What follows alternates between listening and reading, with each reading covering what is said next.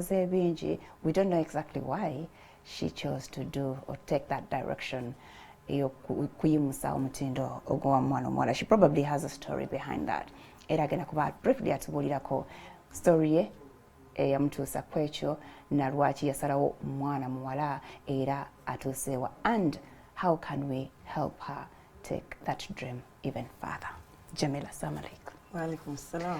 How are you? I'm fine. How are you? The first time we met, Swaliko US Embassy for that coffee talk, is it? Yes, for the coffee talk. How is it going? It's going well. It has grown actually. Now, narinjukula every after 2 months, katinjukula every after 1 month. Okay. Yeah. Katinzira mudi okudda. I did. It's interesting sharing such stories. Yeah, bachala bakunyimira actually, we keep on asking me to have you again. I will not come back. You sure? Oliota Jamila. Those days were you pregnant? How is baby? Baby akuze, alhamdulillah akuze, making 2 years now. Okay. Yeah. Atuso kuzako. Inshallah. You're not taking that road again. I will, inshallah. Okay. Alhamdulillah, see, I'm not in a rush. I know. Yeah. Time is not against you. What again?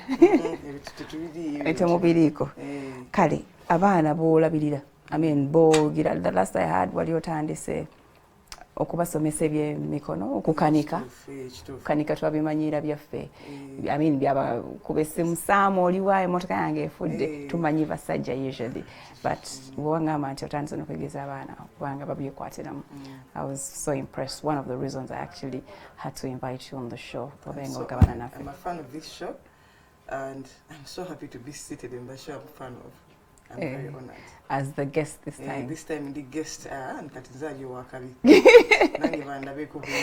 Yes, Jamila. So how did you start? There must be a story. When I was in primary, I was a very shy girl.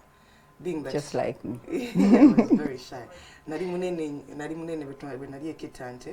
And I was always in a sweat and nakula mangu amabere, nakula mangu hipsi, nagwa mangu my period, so I felt like a black sheep. So nadi very shy. Not even telling my parents my situation of growing up chali chizibu nyo kubabulira. Na ye nenkula never kitante nentuke nabisunsa. When I took nabisunsa, I noticed, why should I be shy? Self-esteem yange nekulira mu ngeri ya kikireeta okula. Okireta I think confidence okuba kati kuluna sibera na balenzi ndi mu kusomero ly'abawala bokka. And some bakwano bange baagala my sense of humor. I was a very funny girl. Nga baagala nnyo okubeera mu mboozi nga nyumya zinnovo nga mpanga luli wali otya balenzi. Liri kirabika nali ntya balenzi nga ndi shy since nga bwe nkuzema bwe nakula amangu. And people noticed me very quickly for my size and for my size.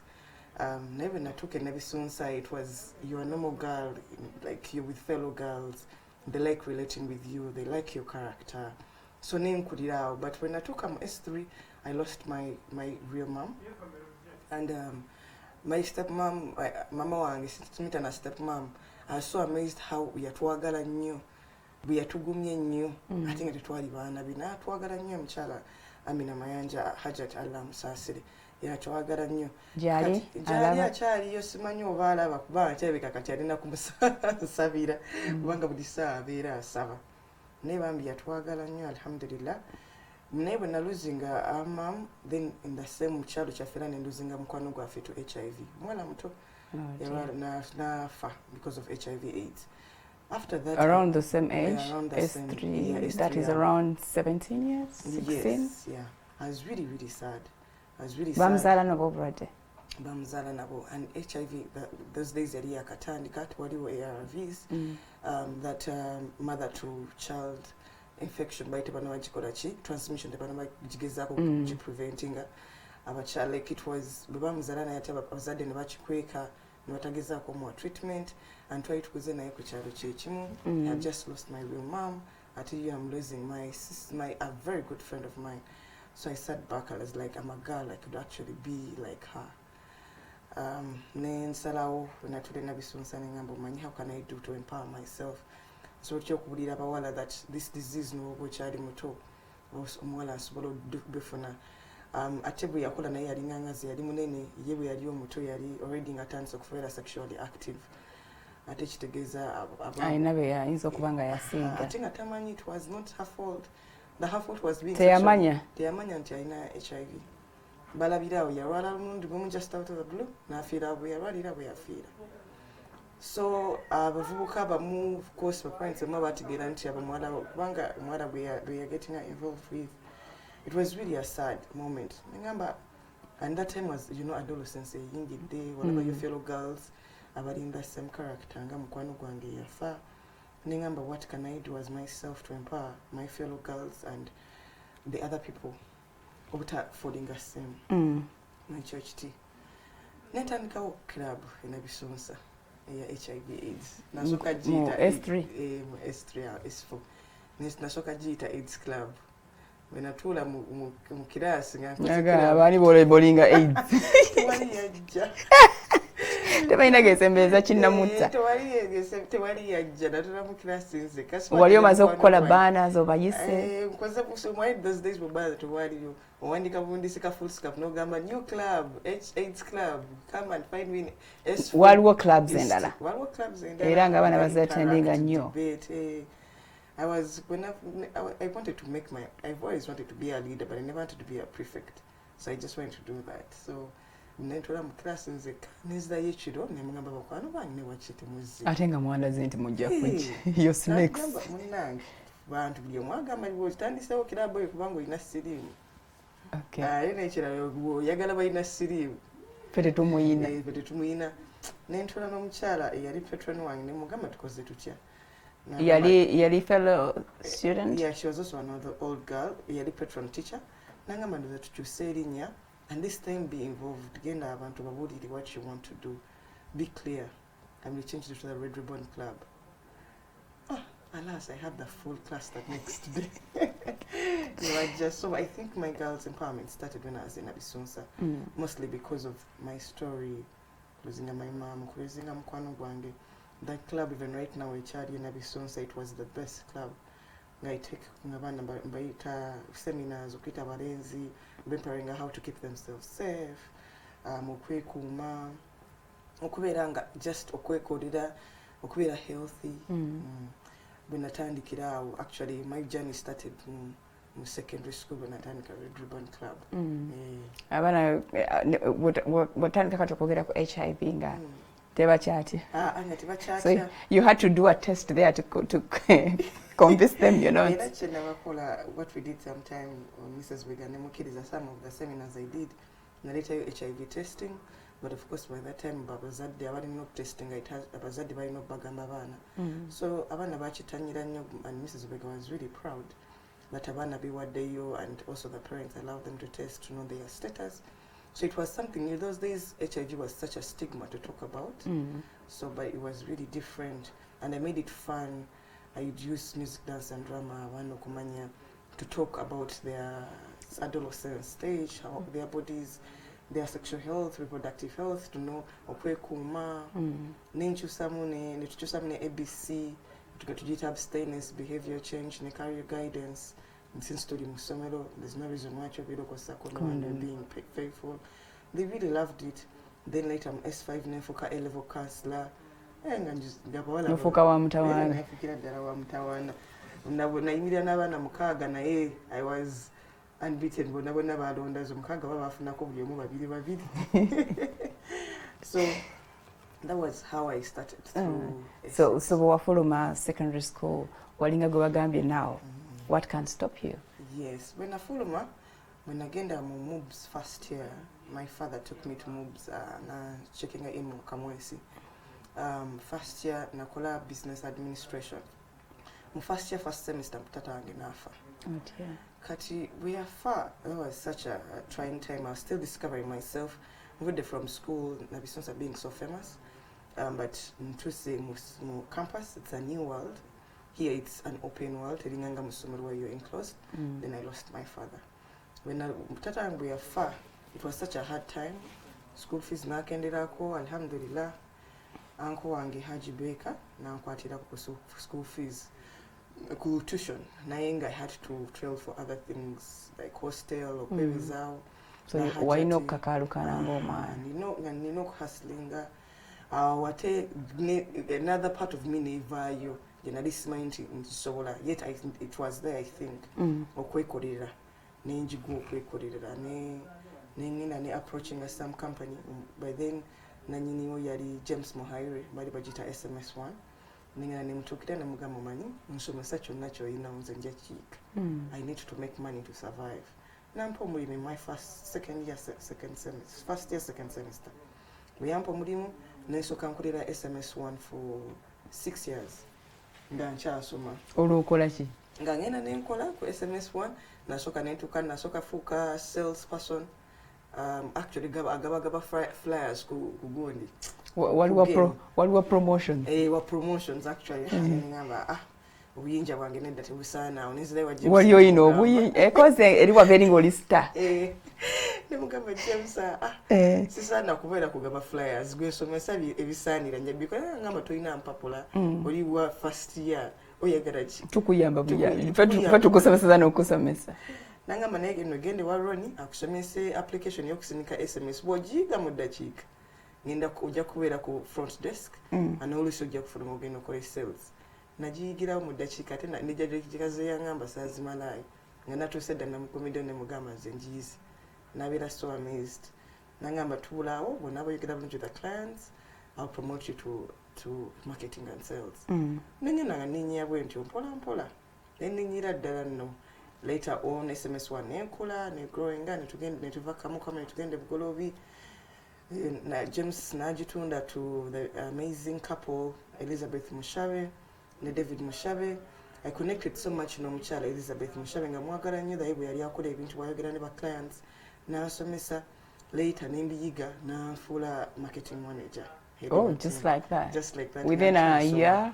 within a year awo nali ntuse mu third year actually n'anfuula marketing manager nga I work with her uyo mukyala I owe her so much because she taught me how to speak yansomesa how to talk not to be afraid to get into a big boardroom full of men we were marketeers and I'm the only lady nandagira ddala nti it's okay for a woman to have the esteem to stand out in your department awo biri bya empowerment ngambyerabidde naye awo in between awadde naye sokola ku SMS1 naye volunteering anyi nawulira waliwo omwami gwe bayita Ahmed Haji nampita nti US Embassy etandisewo something called the Generation Change Chapter okwempowering abavubuka nenjoyininga netubeera nga tugenda tucleaninga mulago so I really loved doing charity though as much as nali ignoring right now the hustle was to keep myself in school okuyamba mama wange kuba taata bwe yafa kuyamba baganda bange kwongerezaako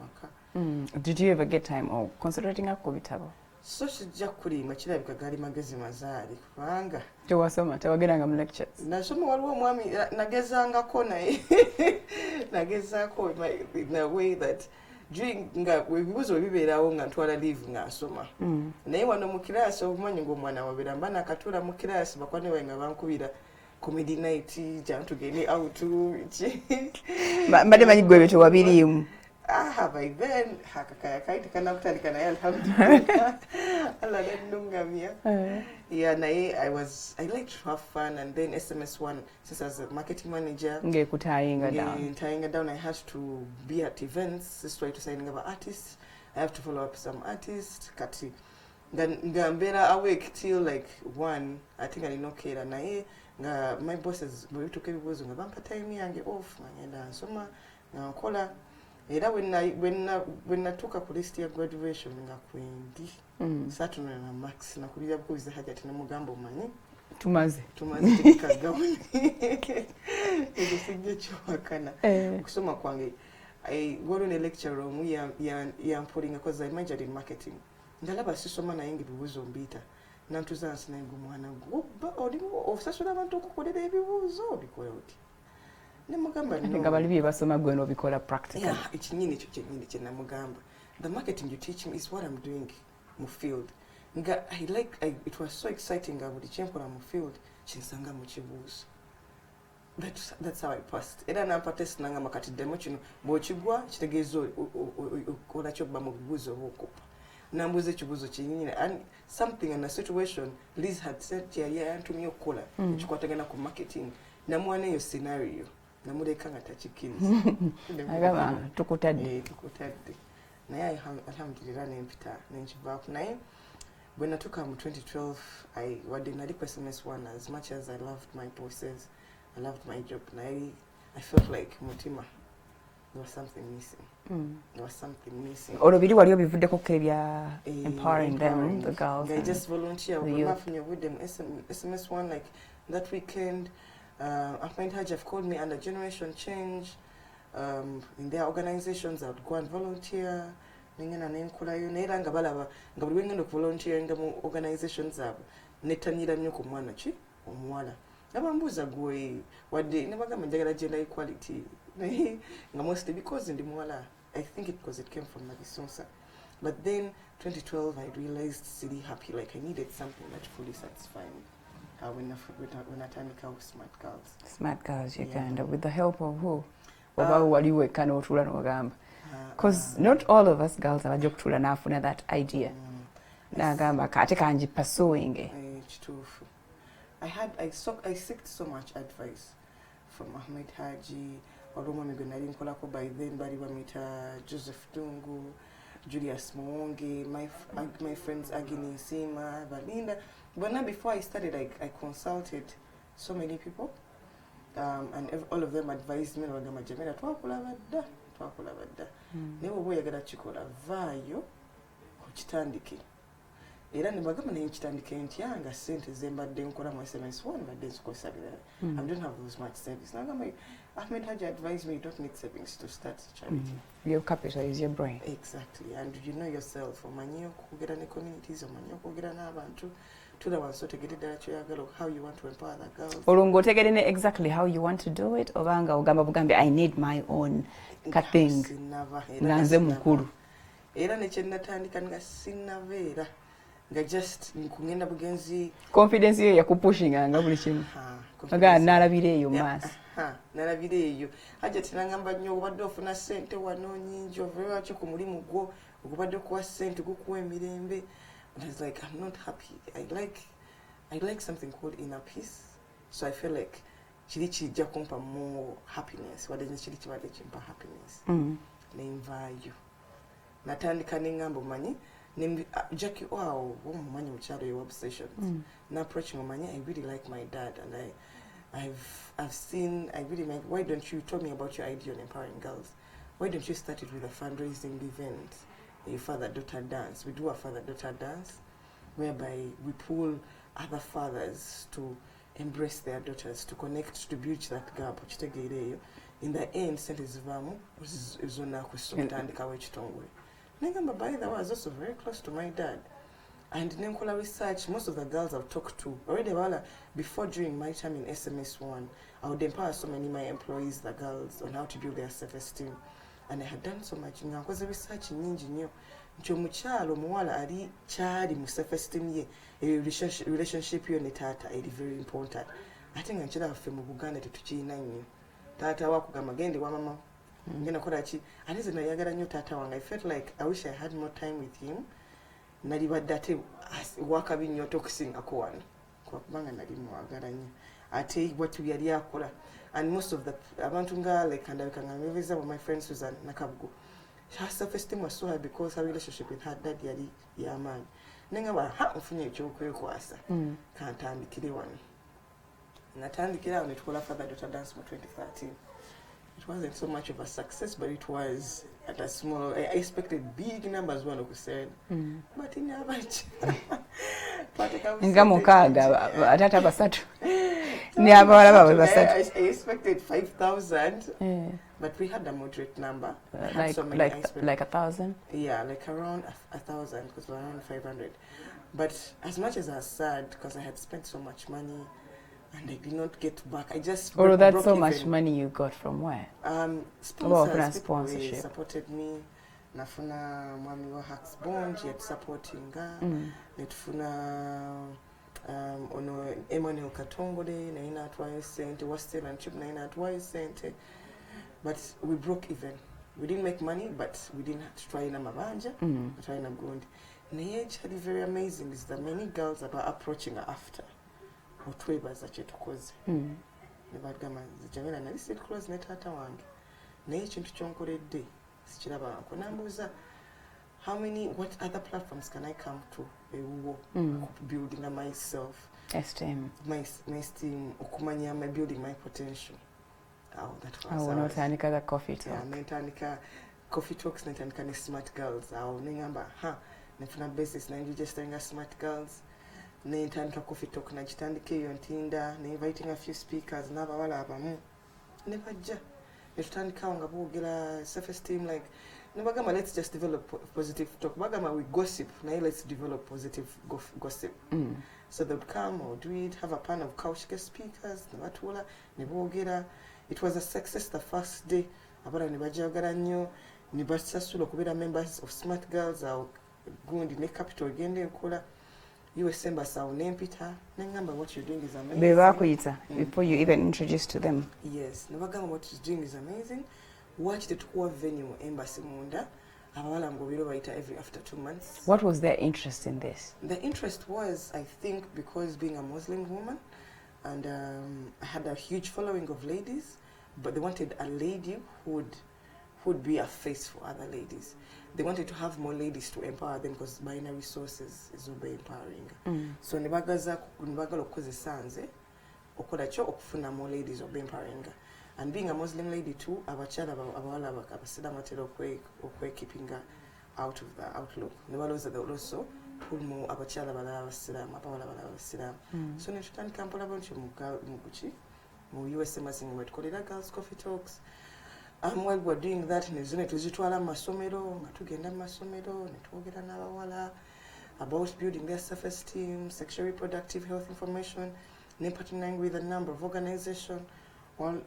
Okubeera nga tugenda nabo okugenda n'abawala masomero out of the community natukola mu US Embassy. Kati naffe baana abatafuna mukisa kubeera in those coffee talks and the schools that you visit naye nga self-esteem yawe ate kizibu kinene oli wasukiramu n'agamba okay kati kanneekunkumule ebitangasa mbiteeka wali ebbali neeyimuka nti abantu ne bandaba tubeera ne ideas ebweru naye n'otuula n'ogamba where do I sit? Tebagakana kawala kanaluwali kalugezigezi. Storming offices to seek help. So that thing to keeping a nyema vega. So maybe you can help to Yambiko. How does somebody stand up Nagamba? I don't think it's a one-day thing. No, it's not a one-day thing. We try to call us private coaching. So what we do first, network is what you love about yourself with self-awareness. Okwetegeera nga gwe ndi wakabi muki netubana ne practice ulibozo okukakumacha genda mu mirror wegambe you amazing ndi wakabi ndi mulungi kale ntunulira kale katonda yankola bwati nze Jamila wabo ubanga bwesoko ku appreciating and notegeera nga gwe nti uli muntu bulungi wakabi togenda kunonya muntu mulala kugamba nti oli wakabi. So abana betu abatika mu practice okwewana nebewulira nti ni wakabi awo netubagamba katitandika okumanya benefit gyewa family yo gyewa abantu abali around you genda babuuze lwaki nze ndi mukwano gwo lwaki oyagala kubeera nange. Girls started doing that era nwakikola ne bakama they report back ne batugamba this onangambye kubanga nze ndi too kind onangambye ndi too humble onangambye nti nina expertise y'okwogera ngamba olaba how botegeera people's strengths your strength out of other people's mouth wanabaga mukatitegera weakness yo oye natugamba nze kuzuukuka ku macha kizibu how do you work it out ngamba nze bangambye nti oluusi bwe mbasambadde bulungi namugamba your image also helps you build your self-esteem. Zukuka ku macha brush your teeth shower wekoka perfume come makeup olabe nawo owulire nti ekirungi nayo weefeeko. So when girls bebatandika okwefaako and they started doing a few of the tips that were tubawa nibakola chini ba getting off abalala ba becoming members nga tubawa a few public speaking tips netubatwala ne masomero boogera. The first talk they have in their schools is quite exciting. Nibakomo ne bagamba bannange nalize amira mu maaso g'abaana nga nali ku ssomero nga sisobola nakuteeka mukono gwange waggulu kwogera. So abasinga ddala ba members tubatwala mu tips mpola mpola.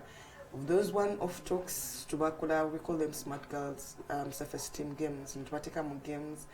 netwagamba building a cities like let me say how do I call it? Self-esteem city, netwagamba confidence city. How will that city look like if it's just a self-confidence city? Confidence ebera way to say the games single kola masomero. Abana ne getting up ne babera able kogira netwateke eri mu corner ntumugamba wogana shout it's okay. Abamwe abayina inner depression and more help, we connect them to other partners. Abana netwagamba you cry out your pain. About going through like they're bottling their pain. Wait in Nkola. Mpola. Though still as much as when I love building their self-esteem, I felt like I kept on building it with other activities, other programs. So get to them there. Okay. That is how you started What was that about? So mubyalo mostly ngatugenda abo banyini betu empowering we kept on father daughter dance as much as we're fundraising for smart girls. We were mostly fundraising for ogula reusable pads. Kubanga naina obana muchalo abanji nyo abali keeping out. Do you know that trend abana are keeping out of school because of their periods? And my period story is really funny. So it was also personal to me. When I started my period, it was such a funny story. So I was like, you know what? Ngaba smart girls, abe buildings, in funny membership, nene. And for the daughter dance the next time, we tried to fund a huge fundraising. We took a sanitary towels and took a maka to get no biano to get in about rural areas or back it to get in Musomero. And because 7 other buildings their self-esteem to empower our rural areas. So we try to call a team, you know, smart girls, appear on we buy the reusable pads and to get a mobialo, get about self-esteem, menstrual management.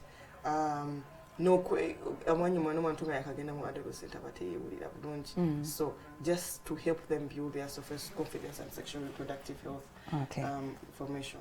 Okay, then eventually involving even the men. Yes. There's a campaign people were doing. Yeah, we did a lot with them. Okay, tukyagenda maaso tuli ku Mwasuze Mutyandi ne Jamila Mayanja wa Smart Girls Foundation Uganda agezaako kuyimusa omutendo ogw'abaana abawala. Tugenda kuwummulamu katono nnyo tukomawo tobaawo.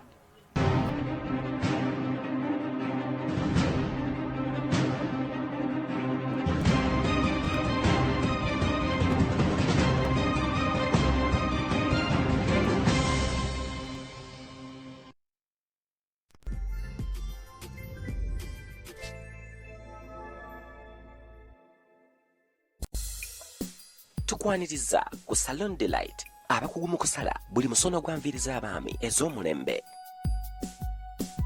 Tukola n'okusiba buli style ya nviiri z'abakyala omuli braids, weaves, retouch, manicure ne pedicure, massage era nga tukola ne ku bagole na buli kimu ekikwatagana kwekolako. Salon Delight twejjuludde ne tudda mu kifo ekipya Enankulabye Bukesa Road ku Kitala Plaza. Jangu onyumirwe empeereza yaffe ezibbwa obujja ey'omulembe tukubire ku ssimu okumanya ebisingawo.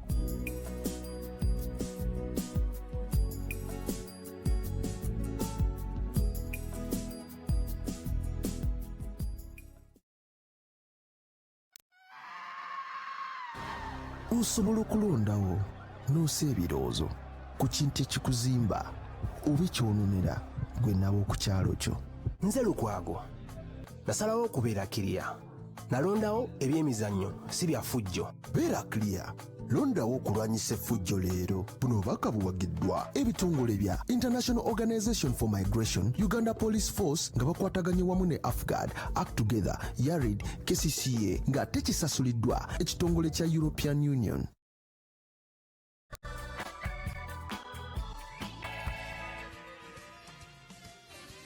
Spark TV nate tosubwa deceptions. Omukwano mwe muva obufumbo. You know, I have to. Emyaka etaano oli wano. N'akaana kamubwe katika kulemya okuzaala. Wajja kukola ki? Naye obufumbo si kwota. 9 months. Naddala mufa Abafirika. Or else? Omukazi bw'atazaala mu bufumbo. Be way out. Abantu abamu nga bannazaala. Lubeera lutalo. Lulisa mutabani wange. Obutasiima. Gayidde. Ennyumbu. Laba omugaati. Okulengezza. Zaakumu. Byonna. But please, nyamba toyomba na. So nab'emikwano balijja okuyambako mu bufumbo. Nazaalo oba akajanja. nze omukazi bwantama n'olwekyo bannazaala mwegendereze nammwe mujjanga munywedde zi boarding kaani koogenda okuba byonna mu deceptions ku Spark TV tosubwa.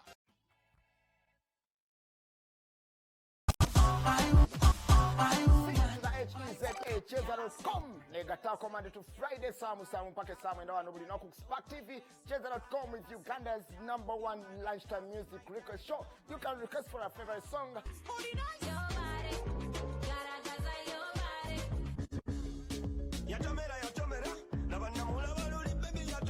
Making sure of naka lunch akakabi posotwa unaona wali ku Instagram, Facebook, Twitter, WhatsApp, YouTube, VIDTV unaona osotu funa bulungi nyonyo. And of course chuki atune byakabe bikusanyusa okuli WhatsApp videos. We have a soldier katika tandemi umote.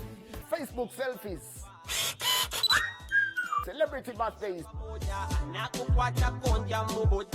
Cheza.com with your everyday male crush, Mr. Mush, live on your TV.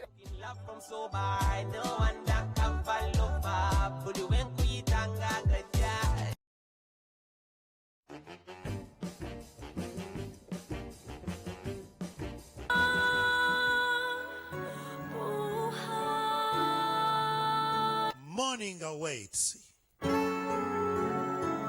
Ye family ya Nagaga Rodrigo bamanyiddwa family ngaga kika kigagga temuli mwavu.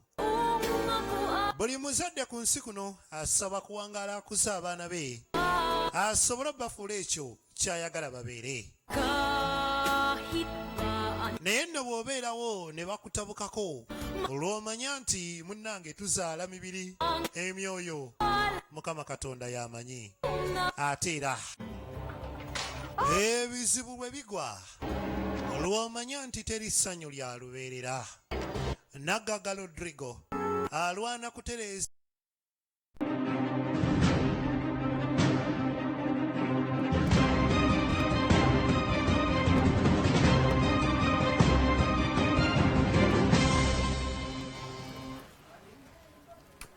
Okay, thank you for keeping it. Mwase mchoto chake na maso. Tuline Jamila Mayanja. Tugezako okulaba. Omwana Omuwala tumuyambye tutya as we move on to the day of the girl, International Day of the Girl Child. Egenda okubera ku Thursday. That is the 11th of October this very month. Yes, Jamila, mugezezako ne muyimusa omwana. Naye ne mwerabira, temwerabira. Nti omwana Omuwala oyo mu society etabeera muyeka. So there must be other people abayambako omwana oyo Omuwala naye okwongera okuyimikana ddala ye wakati tubeerayo bw'omala obba kusomesa bye basomeseza oba byebawadde you go back to your house nabo ne baddayo ewaabwe. So what happens to that other person omwana oyo gwawangala naye?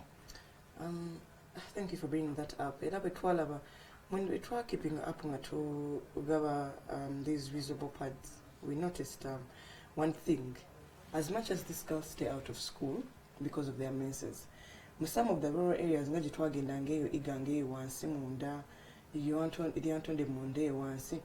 you can imagine that batata abamu guyu mwana bwebatuse mu periods n'akitegera what atuse okufumbirwa era n'atandikirawo omunyonyi omusajja.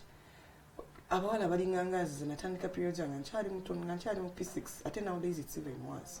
Abana batandika their periods nga bakyali mu P4. Imagine omwana wa P4 P5 taata we amuwaddeyo okufumbirwa kubanga ategedde asobola okukola kyokusitula olubuto. Tutugasseko ekyo omwana nowadays oba kiri ku mawulire oba awa media abaana bagenda bakemika sexually active. Kati abana baboda bano obwana obulenzi ne tulaba that just menses leading to a bigger issue, teenage pregnancies, early marriages. So netugamba, and most of the boys ni abana betwali tuwanga periods watch abamubali were keeping her out of school as much as they could sometimes afford their pads ngabatibabera mu masomero because whenever the boys would see them or see their pads no babulingira no ddala ng'omwana asigadde wansi ku ssomero ewaka kwabanga atyo kugenda mu ssomero during her periods because akimanyi bananda bamugenda mutoyi buli kaseera which the periods bananda bamu cramps abalenzi bagenda kumbulinga bategere nti nkoze nnyo kati that's when we came up with a project to a Good Men project. And I had supported by US Embassy. nga twagala ku empowering basajja to empower the men. Empower the men to empower the girls. Yeah. Twajukira the empowered men, raising empowered girls. Nga tugenda mu byalo, different byalo, mostly out of the city. Empowering abasajja to be able to appreciate omwana omuwala. Naye omwana omuwala mu appreciating atya. Musobozese agenda asome. Agenda asome. To marrying her off. She can be an asset in the future. Bobori muvubuka. Tingoli musomero. Chigantino, this is a normal time for her in the month. Mulinde ko oboli wa boda gumikirizo omwana golize natuka kuntuka ye ojjemu appreciating amunyu atenga akola. So your project ne tukiteka government project twatambula mu byalo bingi mostly in the eastern part ne central ya Uganda. And twafuna a lot of feedback ne tufuna netukola guys coffee talks. Our guys coffee talk we are coming up. There must be very many funny stories where adale yo mo istufuna stories nyingi. Twafuna stories nyingi nyo and we got so many, how do I say, abasu katwafuna ngati bakyagala abasajja naye omu baraba ngo mwaze okubiri yazze nogenda okulaba crowd yonnanga kozeki eze naye twakola nnyo neso ba LC ones ba councillor batuyambako nnyo okubigera nabo feedback ne bagifuna nnyo ne batugamba bayira oli mutuufu fefe nnyini ate ddala bataata fe tuleka abawala baffe okutuuka mu mbeera embi fe tutuuse abawala mu mbeera embi n'omuwasanga muto n'atuukayo akavubukako omuwadde tukoze research nekamusibya ku miggo ali lubuto mwana nasibanga luzingo lubuto tebalya oba wasiza bakyali bato tebalina kibakola ati bwakoma okufuna obuyambi ng'omugamba waayi tomubaawo yalina okukimala ekyo so neri gyagenze tatuddeeyo ate neeno ewo akomebwe azzeemu to be a burden to you again kubanga akomyewo ate n'abaana bw'obadde muavoidinga ng'omwana ate akomyewo ate neki n'abazzukulu so ne bakyera baffe tweteeka mu buzibu we got twafuna reception nungi nnyo era ne tufuna aba ambassadors ddala mu iganga twakola nnyo ne organisation eyo eya bagita 25 plus 256 youth platform twalina abavubuka bangi nnyo abaali baredi bali mu early marriages ne beeteekamu ne bagamba mumanyi wadde tukituuseemu kino naye twempawenga ate bakazi baffe wadde tukyali bato tubagezeyo bempawenga obazza mirimu obala bazza masomero nze nkoleyo obudde okukola kyokulabirira abaana naye tukiteeka ne ku social media we got very good reception nga bateekawo banners empowered men. I support in keeping a girl in school. I support in keeping a girl, empowering, skilling a girl. It was a very good project, a very good one. But they're producing another project program. Because while we're doing it, we've got a research. Try to gather pads. Nenga tulaba tizikola impact zetwagala. The reusable pads have made a huge impact, but at some extent, what do we chikola chibulamu tutya.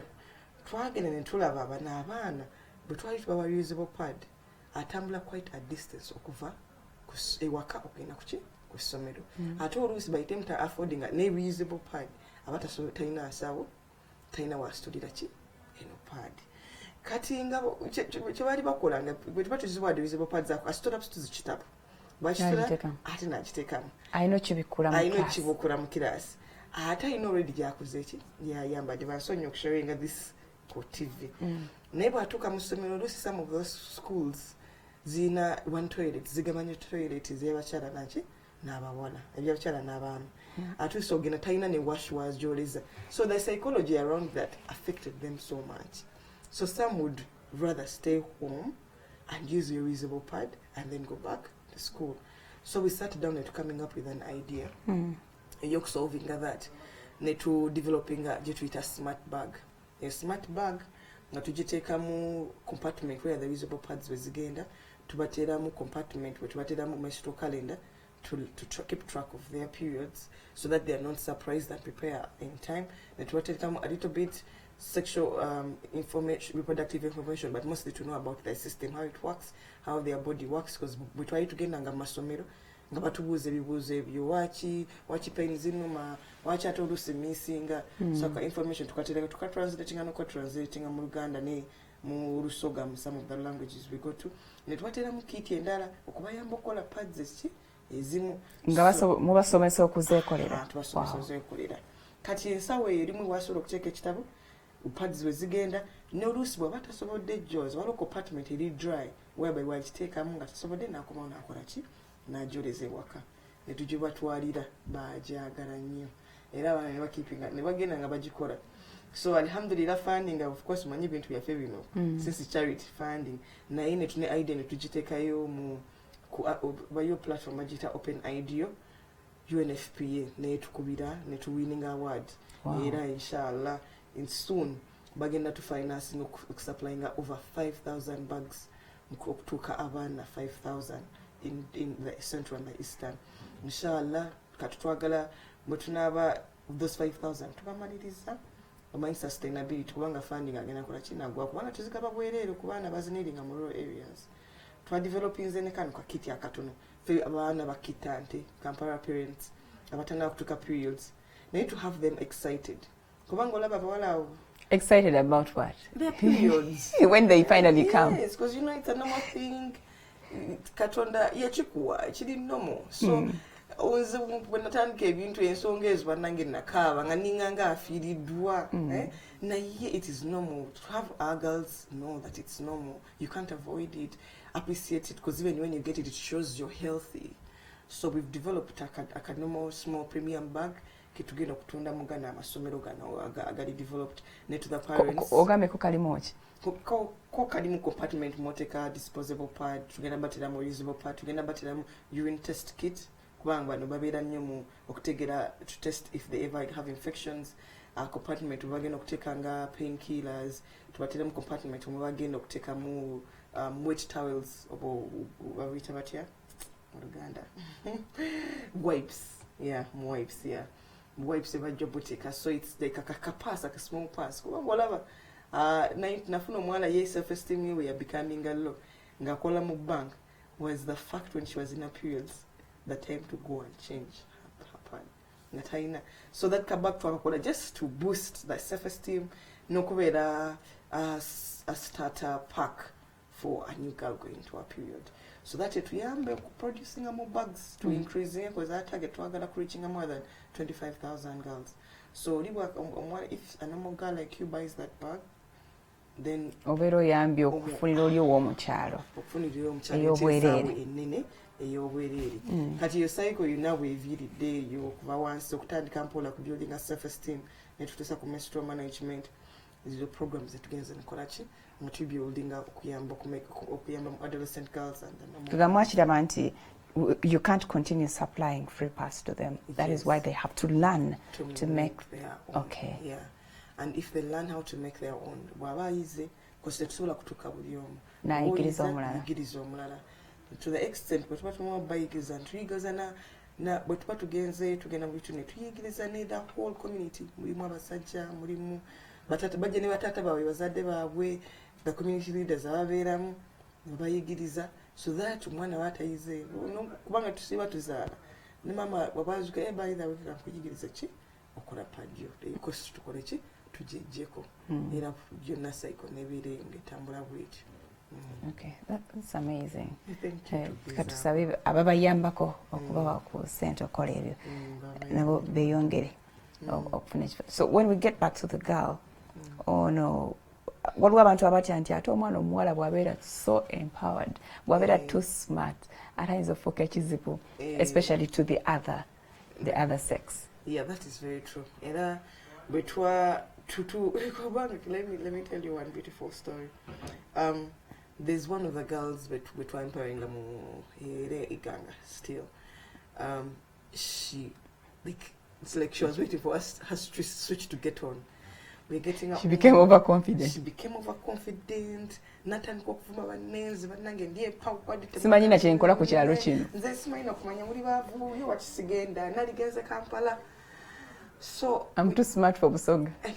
Nze simanyi wakindi wano. Not even the Muslim ntandika n'okwekozesa. So netulaba we had to also empower them. Okumukakanya. To calm down. Kubanga some of them get overwhelmed. But also netwakiraba some of them we're trying to be empowering ku self-esteem. Dala bano abadi awo twamaze be prepare get the self-esteem ekoze nga tulaba that we are not doing enough.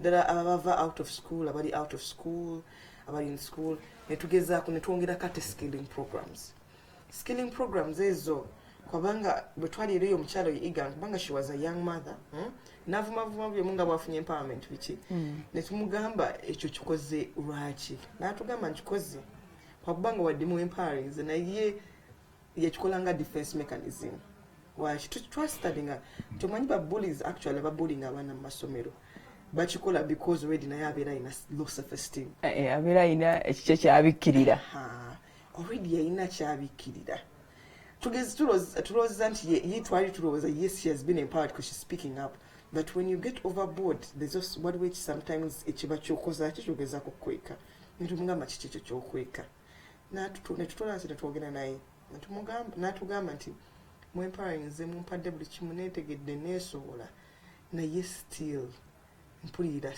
siri musanyufu ntumubuuza kiki natugamba ndi mwana muto nafumbirwa nkyali muto sirina bwensobola ntuulaawo oluusi nina bangu kuntuusaako buli kimu ati oluusi wagenda neerabira babambi talina kati oyinza omuboggolola omugamba nze ndi wakabi oluusi ng'atya nga zonna zaalina asokola ki nja kulekawo nkuyamba buyambi tenze ndi mugazi nnyo nkyagenda kati tangamba that's when he came up with an idea as much as we are doing soft skills twayembe to keep in school we twalina okwongerako skilling kubanga bw'oyinamu akasendeko mu nsawo ojja kubeera nawe oli content nga weefunirayo even if you're a woman you can contribute to the table something obulira nawe obulira essanyu twafuna owulira nga ne wooli oli worthy you're worthy the respect you're worthy of everything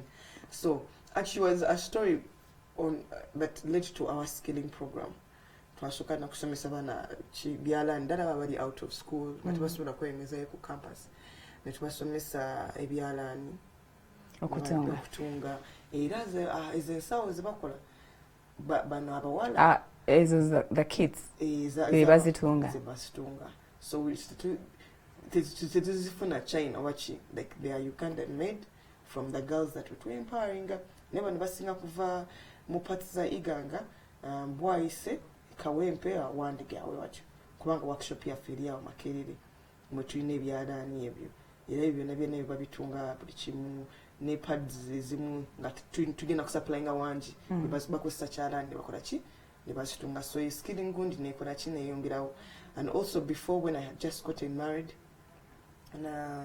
nagenda omayisagala koza ngoyi sala so naye housework the relationship ekyo nkyanjawo nga bukyali I don't wash era namufuna alamusasire kubange kyamio nemugamba manyi ani musasira naye okwoza kuntawaani naye nakubanga lyanjagala kyonanga mafuna omukyala akwolezaako ku ngoye kati mu baana bawala abakyala be nali empowering eyo saidi ya maganju gitwali tubeera omuntu ajja nabeera ananjoleza engoye muyanjoleza engoye kuyitawo omwezi ndaba sitakyajja kumuyitako ng'atandise wali ka business ke ne mugamba nyabo ngagawadde oneerabidde ngagawadde naye nagamba hajja tize kyonkoledde tokimanyi nze mu ssente zobadde osasula okwoza badde nsevinga mpolampola nga nteekawo ki ka business kange ne mugamba kiki jjukira already kati awo ndi mu smart girls ngitandise ne ngamba n'ebyalani bitandise ne ngamba this is such a good plan kubanga another complaint we nafunanga nga empowering abawala was startup capital ona ngambi muwadde startup capital naye mugamba jangu tutule wansi netulansi netukola business model ntukola business model mugamba manyi funirayo abawala abo batano nze kanonyeyo abavubuka bakwano bange awo baneiba bonna babachila oba abakyala balinganga nze batagala kwoza ngoyi bagidi netandika obasupplyinga nebasupplyinga nga bagenda nga boza engoye zaabo olwo supplying ngenda nenkubira mukwano gwange nasooka kubira ku omwami ali awo nasa nemukubira mugamba nasa oyina engoye zokyafu ezokuwoza ate nkumanyi nina wana abakyala aboza engoye wasasula naye osasula nze nembasasula nasa nakkiriza nenkubira sadaati nenkubira nengende wa neighbor gye twali sadaati mahad nga bazijja gye basula ne bazireeta ewuwo nga bajja wuwo ne bazooleza ewuwo ne bazaanika ne bazirinda oluusi bweba tewali safe ne bazikola ki ne bazizinga ne basiteeka ku doorstep ne bavaayo nga bakola hand washing.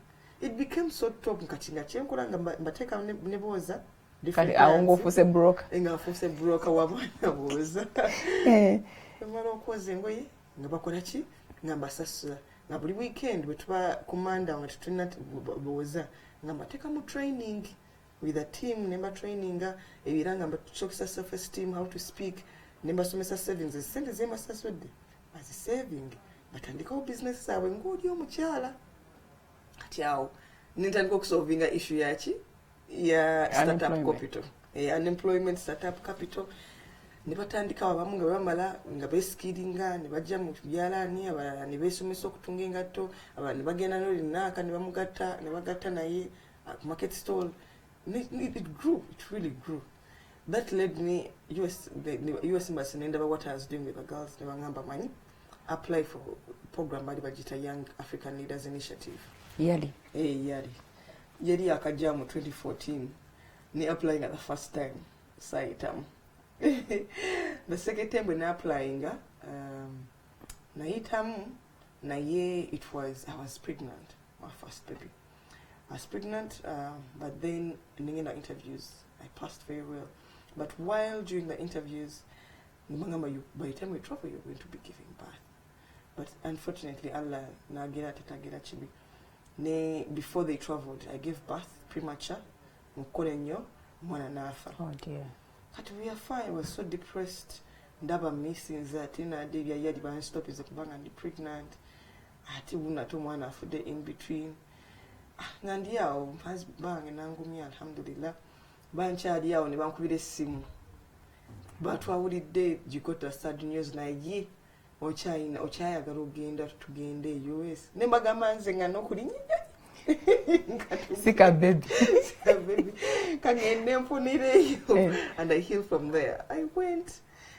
Still kubya yali oba? Yali. That very young. That very young. When I lost the baby, amani Katona kyabikobe ekitegekane nkola ki onengenda for yali.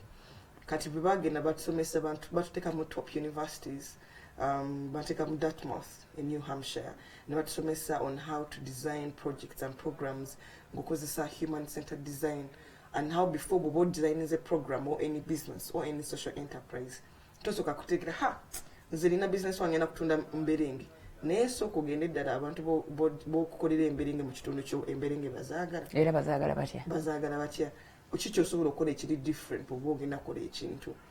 How would you first bansomesa empathizing already nali nkikola naye nga sikimanyi nga osoka kutegeera ddala ki abantu kye bayitamu empathize bawulire obulumi bwabwe o designing a solution ekola ki etuukawo.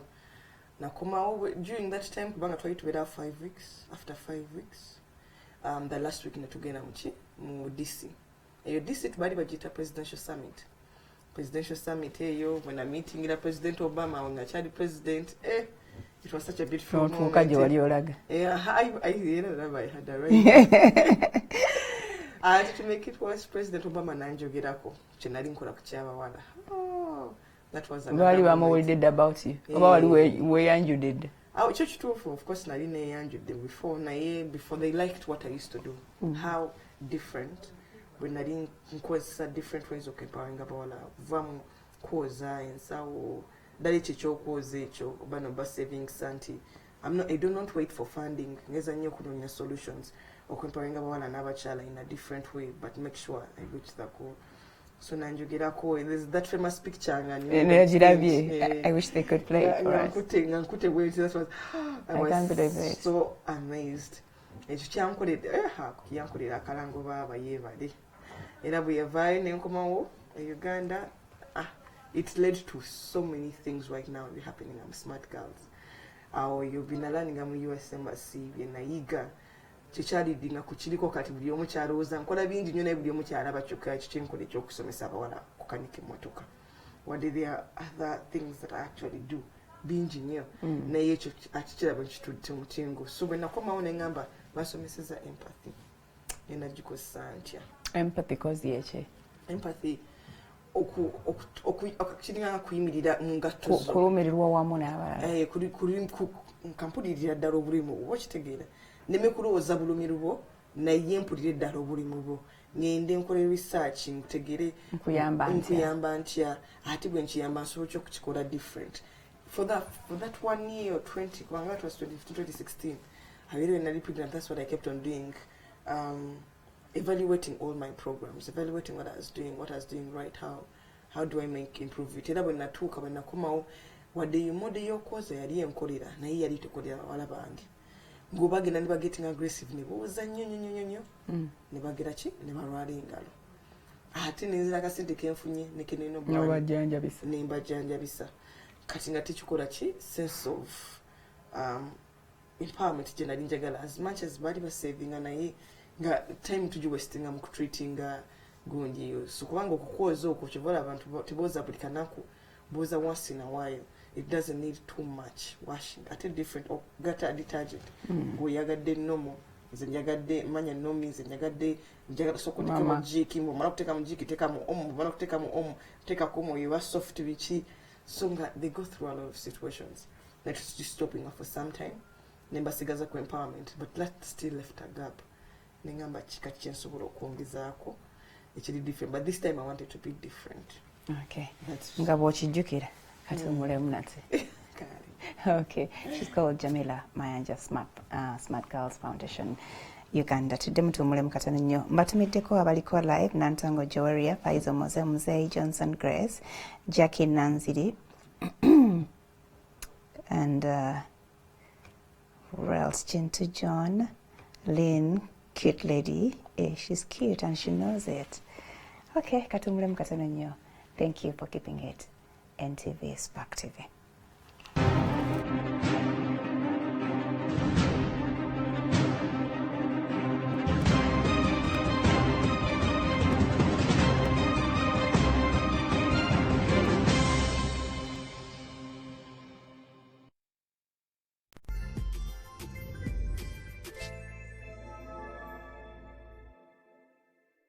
Introducing Kiri Soda in 4 different flavors: lemon, mixed berry, orange, and Kiri Cola. Celebrate life with Kiri Soda. Let's celebrate life.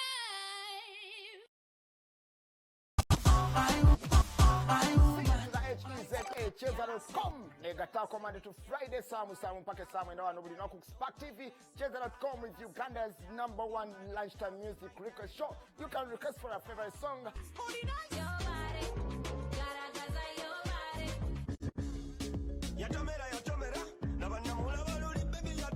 Making sure of lunch akakabi kozotwa wanaona wali ku Instagram, Facebook, Twitter, WhatsApp, YouTube, VIDTV wanaona osoto funa bulungi nyonyo. And of course, chuki atune byakabe bikusanyusa okuli WhatsApp videos. We have a soldier, Facebook selfies. Celebrity birthdays. Cheza.com with your everyday male crush, Mr. Mush, live on your TV.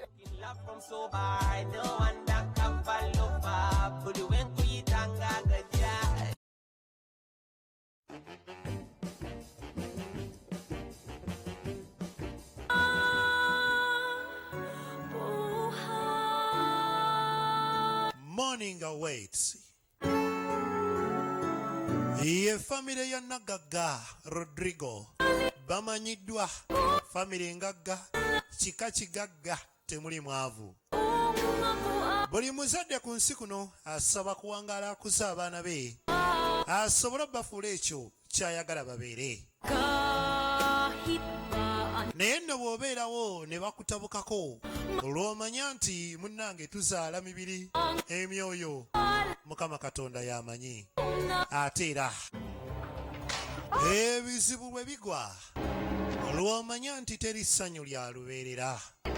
Nagaga Rodrigo alwana kutereeza batabani be ne baka batabani be si byangu. Morning awaits ku Spark TV lindirira.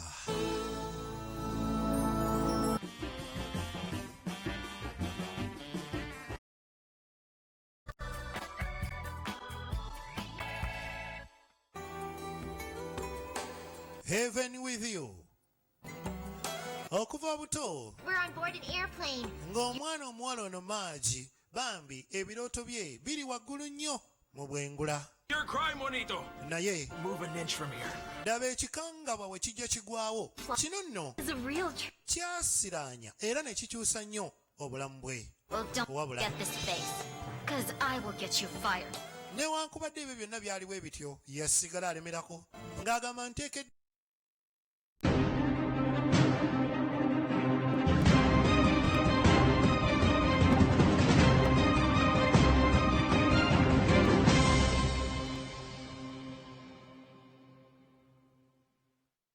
omukulembeze w'eggwanga Yoweri Kaguta Museveni amaze okutuuka wali ku Africana we twasoose okulaga ewali prayer breakfast oba okusabira eggwanga okugenda mu maaso as we get into independence celebrations olunaku olwenkya. So most likely tugenda kuba tuswitchinga from NTV tugatte ku bannaffe bali tusigalye eno ku Spark TV and the social media platforms. Actually bagenze dda abagala okulaba ekyo, please feel free to tune into NTV.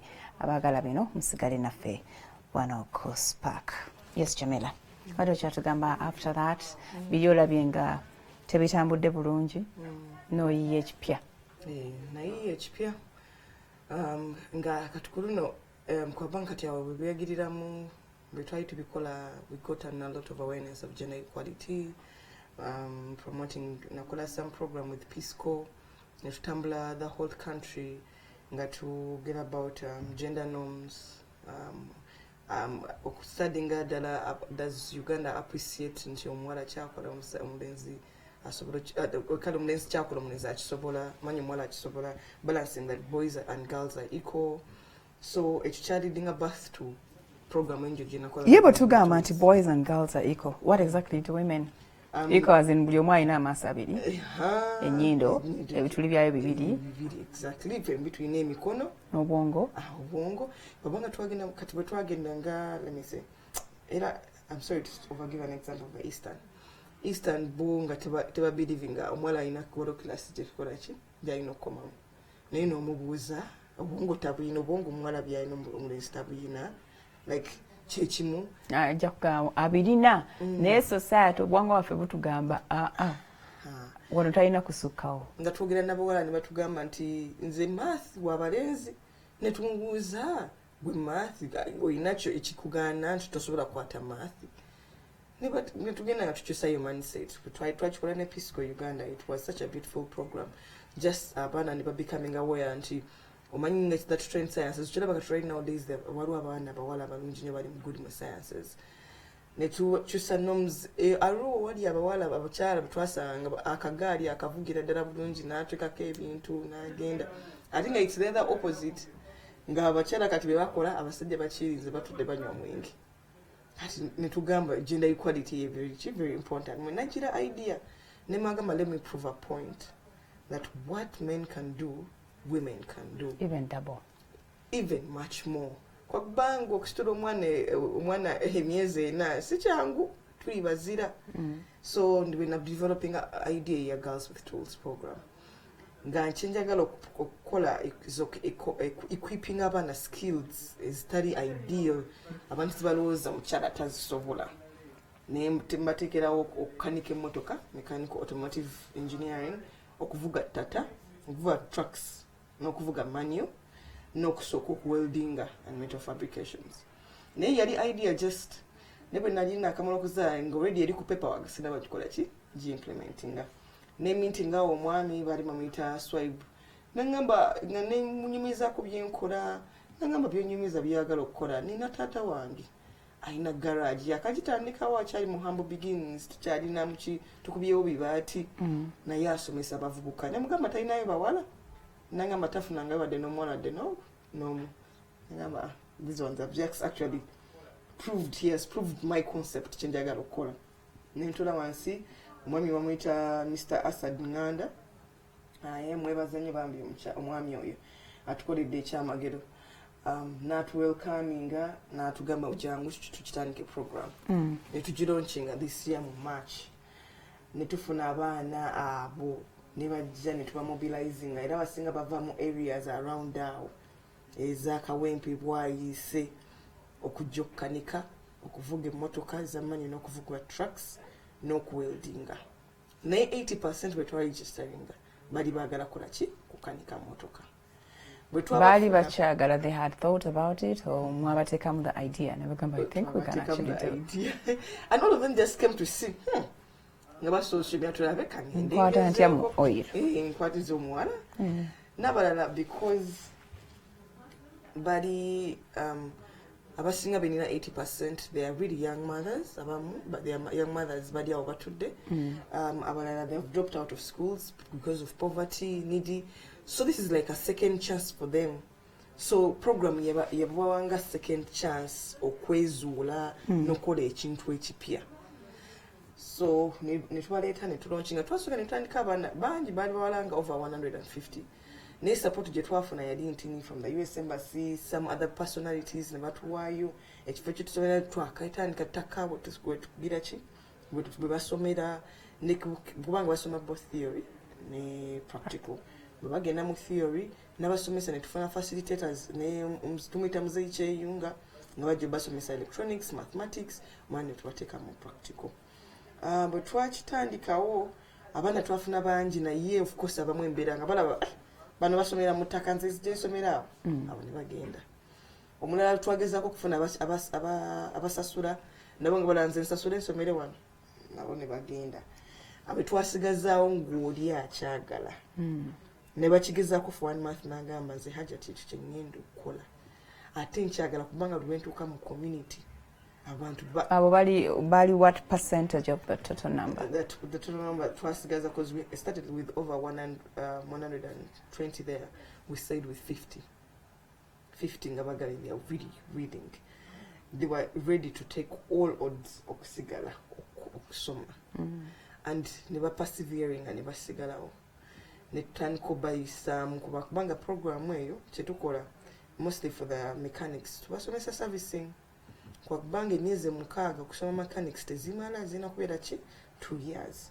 So we sat them down since already abasinga bali tebesobola kwesasulira bukimwe tubagamba we can be able to put the program and also nafe tunyonya muzira kisa bamu ne bajja ne bamugulirayo overall ne bagulayo tools byose masine tuyambako ne twaye entandiko entini eyokugulayo ebimu byetukoze eki byetukozesa abalala ntibagamba obosobola wadde tolinawo weegulireyo overall weegulireyo engatto abasooka bagenda ne bagenda ne overalls ezatandika. It was really hard to start. It was really hard.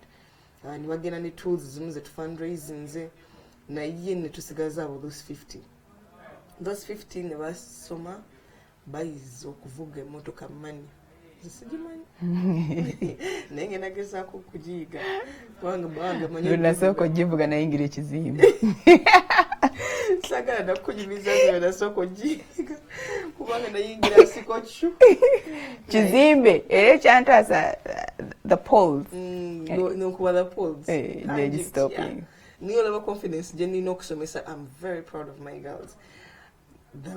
Bagiyize abamu batuuse n'okuvuga kubanga bavuga amanyi osobola kuvuga tata. What takes the tata ye confidence gye mbadde njogerako eri, the confidence that you are a woman wadde baddola abasajja n'ogituulamu n'ogamba ngenda givuga. Most of them have gotten that confidence. Abalala abo welding tetufunye bangi, tufunyemu abamu because welding is quite expensive.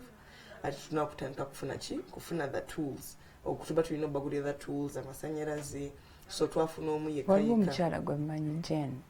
You see her on Facebook? Yes, I see her so much. Era twagala we are going to approach her okumufuna for the program eddako kubanga after this program we've gotten at so many interested mu welding and electronics. Tugenda ku and plumbing.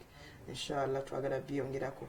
So bana abaana bagenzi ne bayiga tupartnerize n'abantu abangi nnyo. For example waliwo bano abavubuka nabo batandikawo online platform bagiyita makanika.com nga bwolaba Uber ne Safeboard abano ba Uber baba makanika bali mobile bali mobile ogenda no downloading app olaba bino bwetwali abatonga zine mama waffe ne my sisters oluusi nga tufuluma nga bavubuka tebaliwo omupiira guweddemu omuka okubira onoonya the nearest mechanic tugamba emmotoka efudde ewedde katutambule. So sometimes we wouldn't even think about it. Echogambye moving out okunyonyera nearest mechanic. Gatujirekawo nga tulinda te brothers bafu okujja olweggulo okujjako omupiira okuteekako spare tire. So bana abaana bwe bakwata ku mmotoka okugiservicinga no braking system okukanika okola amazzi ago okujjako emipiira there's no problem bakikolera ddala nze yabayita nobayita bankwasa ennugu sibimanyi naye kati nange ntandise ngambye nsobola kyokwogerera ekintu ekyakabi bwe ekita tengasobola kikola so bali mugezaako okunjigiriza okujjako omupiira at least ntegeera ekyo so abo ba platform eyo makanika.com ne batutwala ne batukwatako balina already garages so abaana baffe babafunidde internship ogenda okusoma okuteeka in practice kyebakola naye we've struggled so much with funding and have the program run kubanga tetubawa mmere tetulina other facilities babeerawo kuva saa 2 paka saa 6 abamu ne basigalira n'okusigalawo ddala ne bava ku mirimu gyabwe ne basoma so abaana bennyini abawala kubanga they are graduating this week on Thursday ne baŋŋamba omanyi hajati twalitandisewo service B tugiyite smart girls service car service and washing bay to practicingira ddala kyetukola ate tukikozesa okufundraisingira ddala program for abateesobola nga ffe bajje basome percentage nga twesasudde omusaala tumaze okwesasulako percentage omusaala 50% eddeyowa okusasula ffe abawala nga ffe abalala bo be basuggestinga I was so amazed kubanga bwe balinga batambula mu overall zaabwe ezo bwe batambula mu community they attract so many attention so every day twali tusigning up abaana bapya naye nga twabastopinga ku kyekiri kye twayitamu nga tetulina the facility okuyingizaamu nnyo abaana abangi and already abamu twagala okusasula by then nga bakinyooma wadde now we've attracted attention of abamu abagala okusasula kubanga basasule a percentage nga twagala basasule a percentage goes back to abo abatasobola bava mu the slum areas that are bwayise ukawempe so the girls came up with this idea and netutambula okutuula awo wennyini kubanga garage eri kawempe tula netufuna omwami agenda okitrentingira out batandike garage yaabwe baservicinga emmotoka era emmotoka ya Faridah togitwala walala gireete kawempe abawala bagiservicinge bwe bamala bajoze nojoza zonna asasula zigenda kuyamba omuwala omulala ayongere asome n'okusasula okukeepinga abawala mu mirimu bwe kityo bwe tukitambusiza alhamdulillah. Okay. But the first batch year 50 is graduating very soon. It's graduating era bagenda graduating on this Thursday.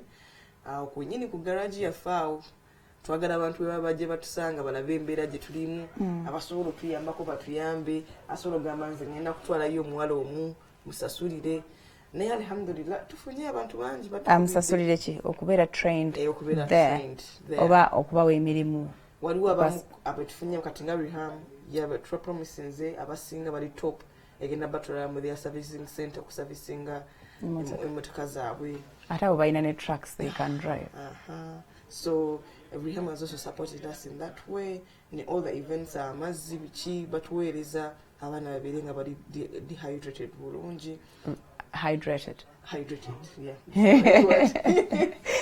Very hydrated bulungi nnyo banyoko kubanga omulimu gwe baliko gw'amaanyi netufuna this last month we got so many speakers twafuna DFCU ne baleetera team their consultants obasomesa financial literacy babatuuseeyo netufunawo mwami Badru abasomesa mu self defense obanga omulimu gwe bagendamu gw'abasajja so when they reach in a situation of violence basobola okukola ki okwekuuma netufuna Alma Family Center neje ne basomesa okwekuuma how to manage their families healthy living netufuna Zimba Women ne basomeseza how computer digital skilling kubanga omulembe gwakyuka ennaku zino balina okujja okusoma okuyiga computer so netufunawo omukyala awo Zimba ali bamukya Eva Zarango alina carpenter najja nayogera nabo ng'okubeera different mu society era naye tugenda partneringa naye okutandikawo section ya carpenter mu girls with tools kubanga nabo balina tools.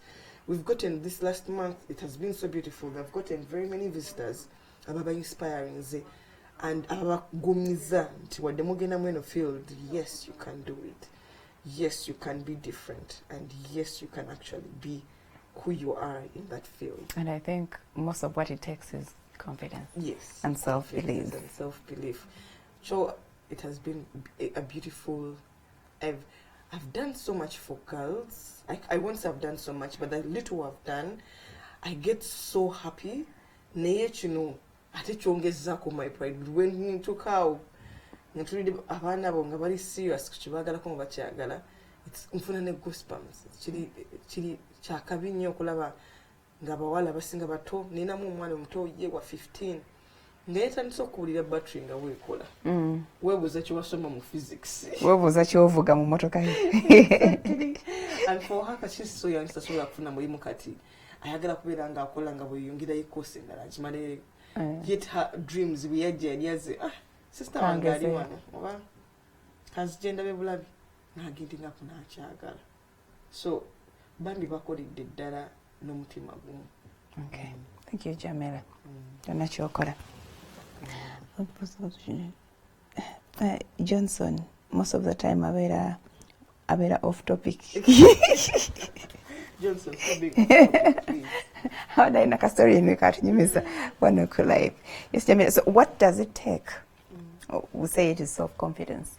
Na yene society kuchusa that mindset. What do we need? Mindset eyo nti Omuwala, the place wewaawo bagezezaako abakulu abali into that field, the policy makers and all that. Oteekawo embeera nti twenkana, this equality thing, abamu definitely baagana okiraba that way. Yeah. But what do we need as a society to change that mindset? And also, after changing it, how does everybody still take on their responsibility despite the empowerment? Thank you for saying that. Abawala betwasinga okuluzinga nga twakatandika bali because society refused to accept them. Abamu abasinga bebagenda mu field ne babasekerera. Gwe kati gwe kala bolina katono ogenda kola woki. It was so sad that abamu to the extent abamu nga batata baabwe. Ojike kitwadde ku Good Men Project. Ne bagamba tubisobola oli mutini nnyo togenda kola ki kusobola. Ne bakomenti tugamba manyi batulemesezza. Confidence eri bagisse eri mu community. Naye waliwo omukyala awo RDC ne chairman w'ekyo kitundu Kiyanja. Community eyo baana bwe ne bagendanga mu community ne baprovinga nti bakisobola. Abamu ne bwe balinga batambula ku kkubo ekawempe ne balaba ng'emmotoka efudde ku kkubo. Ne beevaayo ne baweebuuza nti katukebere ekyo ekifudde. Ne basooka bavuma anayo mutuviire temututawaanya. Ne batuuka ne bakikolera ddala just there at a free cost just validating emmotoka yaabwe bagamba manyi kino nekino kyekifudde naye tusobola kino service naye kitwale bakola ki bakikole ne bakola ki ne bakikola. What as a community what we need to do is appreciate the fact and say kyuse ate emirembe mizibu nnyo ennaku zino bw'otuulira oyo omuwala bw'ogana omuwa those other different opportunities. Can you imagine nowadays 80% of our community population is below the age of 30. And that age below the 30, 80% of bali bawala. Imagine about 8% we buy your neg and again musaluni. Bagenda kukola ati. I had like a mass out tugenda kufuna omulembe nga it is the women taking over responsibility of family. Your family. Entirely. Baana abambe nina balina abaana. Babafuna bato abaneza babalekawo kati omwana yenna musindika bonna basindise mu saluni bonna basindise mu kufumba mmere bonna basindise mu koza ngoye ate no job industry already inamu entry nti basobola okugenda mu nabafuna sente obeera you're doing a disservice the whole country. So if we start dividing job opportunities that kino kyabawala kyabalenzi obeera oyo tukola disservice ku nsi yaffe. Olaba just agriculture bwe batandika okuyingizaamu abakyala credit kubanga abakyala basinga okubeera mu butale nga tebatera kubeera muki bwe babeera mu nnimiro tebakola either bw'aba tali mu katale okutunda the small service bw'aba abeera mu nnimiro they not owning a huge farm. Nowadays abakyala bali mu value addition abalina more farms their farms actually more successful. Nze simanyi Katonda kyeyakola mukyala kubanga omukyala bw'asalawo okukola ekintu yeewaayo kati bw'otamuwa okwewaayo ensi obeera ogikole ki ogituulidde because we are already you can't avoid it bebasinga mu nsi. So that's why I appreciate your community ya Kiyanjeyo. They appreciated ne bakiraba if they can do it and they can do it so well and sometimes I'm sorry to say even better than the men ne babawa opportunity. So kati n'enjiri tulina giwaani enjiri tulina jiwa buli gavumenti yeyina okusituka negenda enjiri negitambuza etekewo mateeka tugende tuyingire nju ku nju mukyalo tukitwale mu ssomero kyenkikozeawo nga bwekyogedde kubanga when the government sees the community naffe ffennyini ng'omuwala yemiridde nze enjiri nkitwalidde oyo muwala yennyini ye yennyini asooka proving that government the community abeewuwe nti I can stand out and be different and do what a man can do economically, then they start appreciating them. Abawala basooka bennyini kubanga sometimes kyetulina ku bawala twetya bwe nsooka n'endaga nti nsobola nandi okumpi bategeera nti ki nsobola. That's what I've done different. Everybody asks me, why don't you first go to the government asooke kolewo kyekolawo nze ne mbagamba nze ngenda kuleka abawala beeyogerere nti gavumenti bingi byeyina ku mpapula naye tebinateekebwa mu nkola.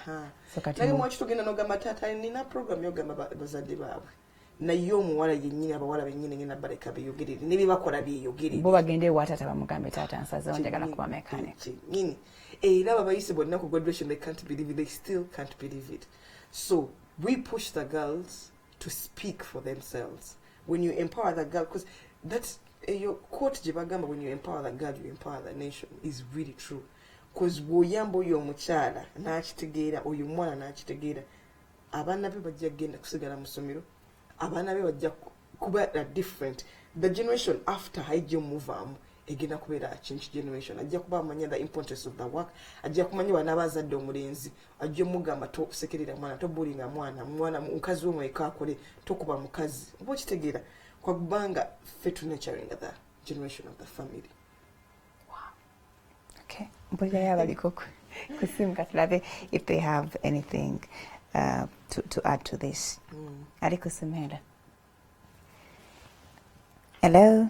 Always end up complaining the volume is too low. Dan, please do something about the volume. Hello?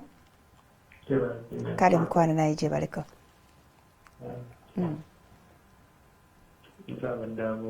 Buuza mkwana. Tetukutegedde manya. Tetukutegedde manya abuuza. Kiki oli mulwadde? Kyogera ne Musa Magala. Yes, sebo. Badde n'emirimu gy'enjagala. Omulimu gw'oyagala? Mulimu ki?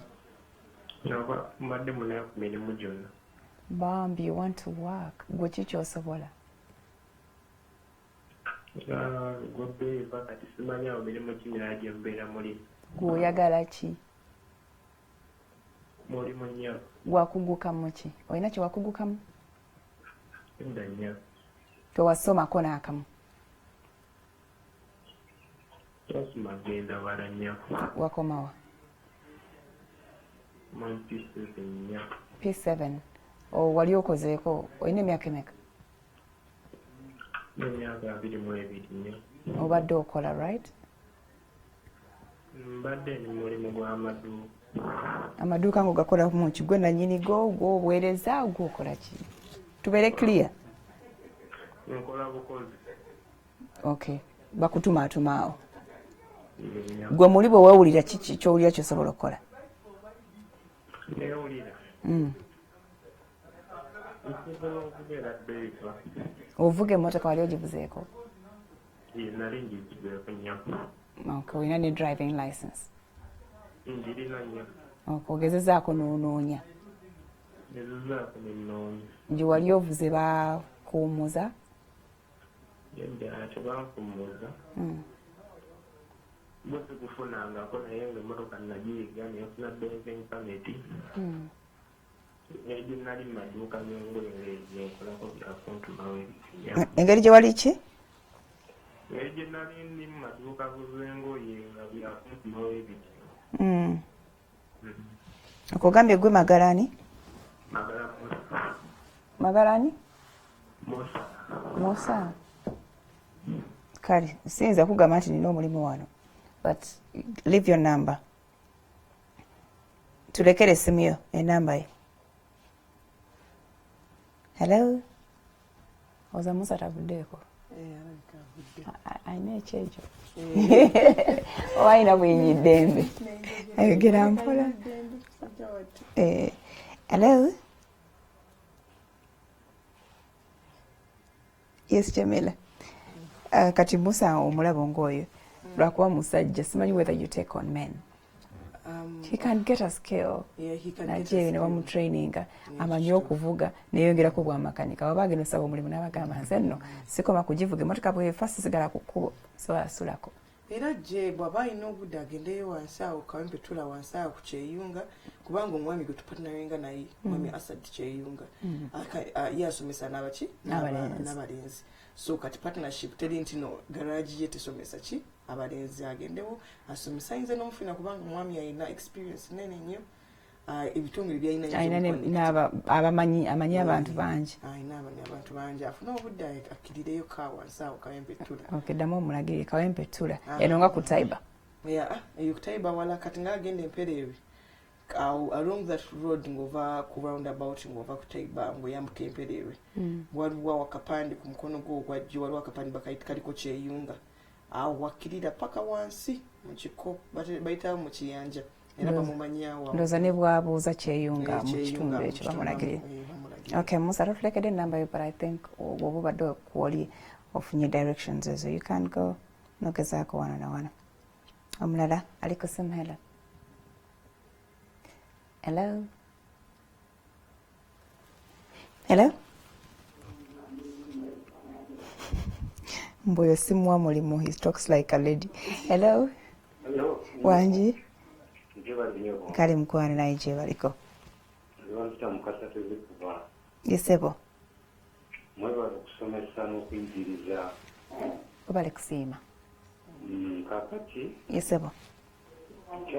Ekyalo yandigende bitala mu maaso kubanga kirabanga byayigiriza bya muwendo eri abaana abawala.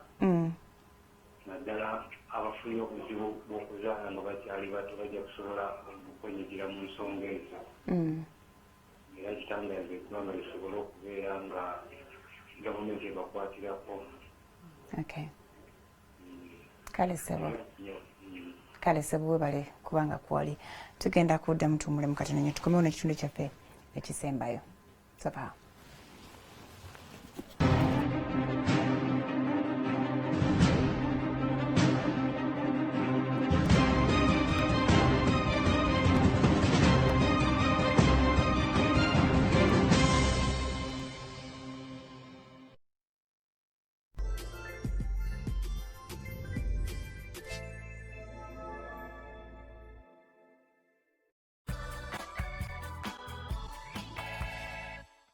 It's your time. The hypochondriac. Kituufu ddala wamaggwe n'omugezi awuba. Dr. Alejandro Polido ali ku bunkenke yeebuuza kikyagenda okukolera omulwadde we Makalena gwe yawa results enkyamu. Anti Makalena naye si mwangu. Doctor's worst nightmare is a patient with hypochondria. Kyokka ekisinga okweraliikiriza ye mulwadde. Ye mwetegefu era agenda maaso n'okukola enteekateeka ze zonna ng'akimanyi nti ssaawa yonna alugenda. Kamira mweraliikirivu nnyo tamanyi ddala ddala Makalena ono y'ani nga yeesibye nnyo ku boyfriend we Alejandro. I was with the patient. You know what the saddest part of everything is? Ekituufu Makalena mulamu naye yeetaaga ki okutereera? Yeetaaga musawo, yeetaaga ddagala, oba yeetaaga mukwano? Love. The Hypochondriac. Drama. Spark TV.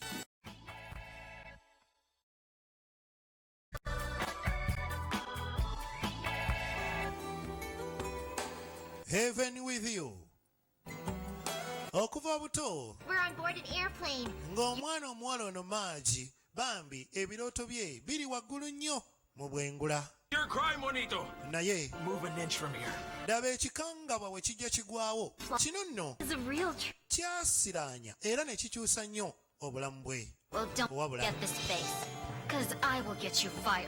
newankubadde ebyo byonna byaliwo ebityo yasigala alemerako ng'agamba nteekeddwa okutuukiriza ebigendererwa byange okuva obuto. It looks like it isn't meant for you. Olugendo nno luno Why do you keep trying to look for your family? lujjudde enkonge n'amayinja. Abatamwagaliza be basinga obungi, abamwagaliza tebalabika. Tukuleetedde olugendo olw'obulamu lwewuunyisa, luyigiriza, ng'ate lunyuma. Heaven with you ku Spark TV, lindirira.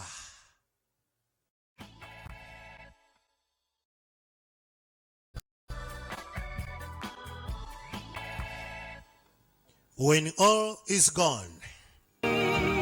Oluvannyuma lwa Gilbert okizuula nti mukyala we tajja kusobola kuzaala, eyasalawo n'afuna abaana ebbali abatali babe n'abaleeta mu maka.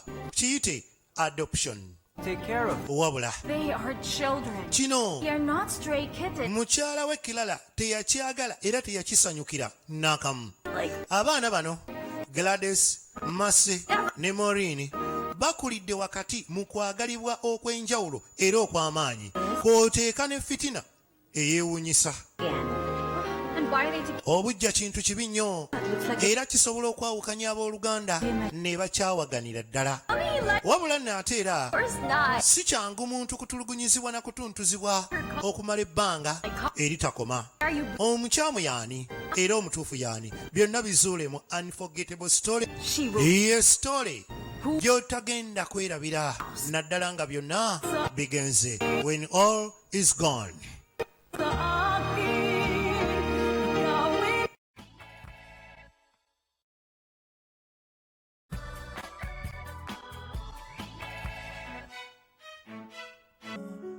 N'okwesiga abo be twagala, wabula okufaananako ng'ebimu n'okuyigganyizibwa. Running after the love. Nga tu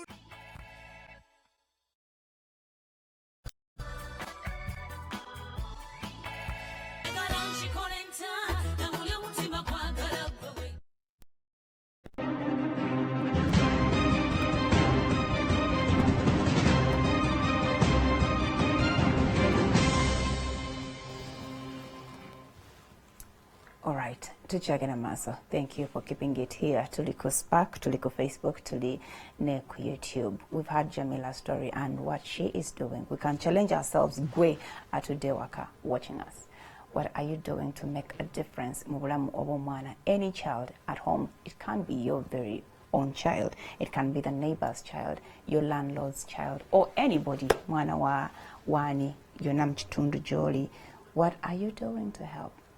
You can call us and tell us. Oyinza tukubira simu n'otubulira ku gwe kyokola as we move towards the day of the International Day of the Girl Child mu nsi yonna. Kakati olunaku olwo mutegese tumanyi mugenda graduating. Yes. What is the world doing? Any knowledge of it? Not. I'm so involved in what I'm doing. Or the nation when you are fit. But it was so seriously? But it was seriously because UNFPA is doing something. I'm one of the people we're profiling against the profiling of the whole country, women below 30. Abakola girls actually below 30. The city woman, Chakowa girl, even if I'm 65. Abakola amazing stuff. So they're going to release the book for people, what girls are doing. And of course, for that day, Abala graduating, and we are launching our international mentorship program because nina team nene byenjogera bingi naye team gye nkola nayo nene nina like the executive Shamim, Lynn, Angela, Hanifa naye nina ni membership database nene girls bakola ki basasula membership fee kubanga membership fee tuyamba okuyamba abawala omuntu okujoininga membership ya Smart Girls netaaga ki Chwetaga either way agala kubera corporate member basasula mitwala 3 per year. Wow. Yeah, per year. Then executive member 150,000 per year, or ordinary member 50,000 per year. Ordinary member or student member. Kumanga tuina in some clubs masomero about ordinary members.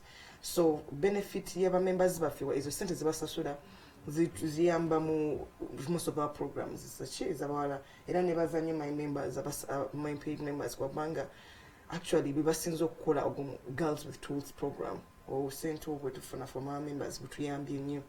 So the different how big mwina membership y'abantu so far I have over 500 members, yeah, but I've reached in all my programs I've reached more than 3,000 girls. And now when you get a coach with smart bags, I'm going to be able to have reached 8,000 girls in Uganda, inshallah. But my target is by 2025, I would have reached 25. And hopefully by then I would have reached like a membership of more than 500, hopefully, paid membership. 500,000? No, for paid, hopefully. Kubanga waluwa basasula walabe tutukirira mu other different programs. Fully paid, I'm hoping, inshallah, even if it's all over the country, I can have more than 1,000 or 500 fully paid membership. Nebo abo chituba kolera, we have a mentorship program. Kabanga most girls like being mentored. I was mentored by a lot of oli bwagamba membership ndaba nnyo abaana nga bakikosa nnyo. Sometimes I think it's reckless. Yakikwata mu mutwe bikaseera my mentor, you're my mentor.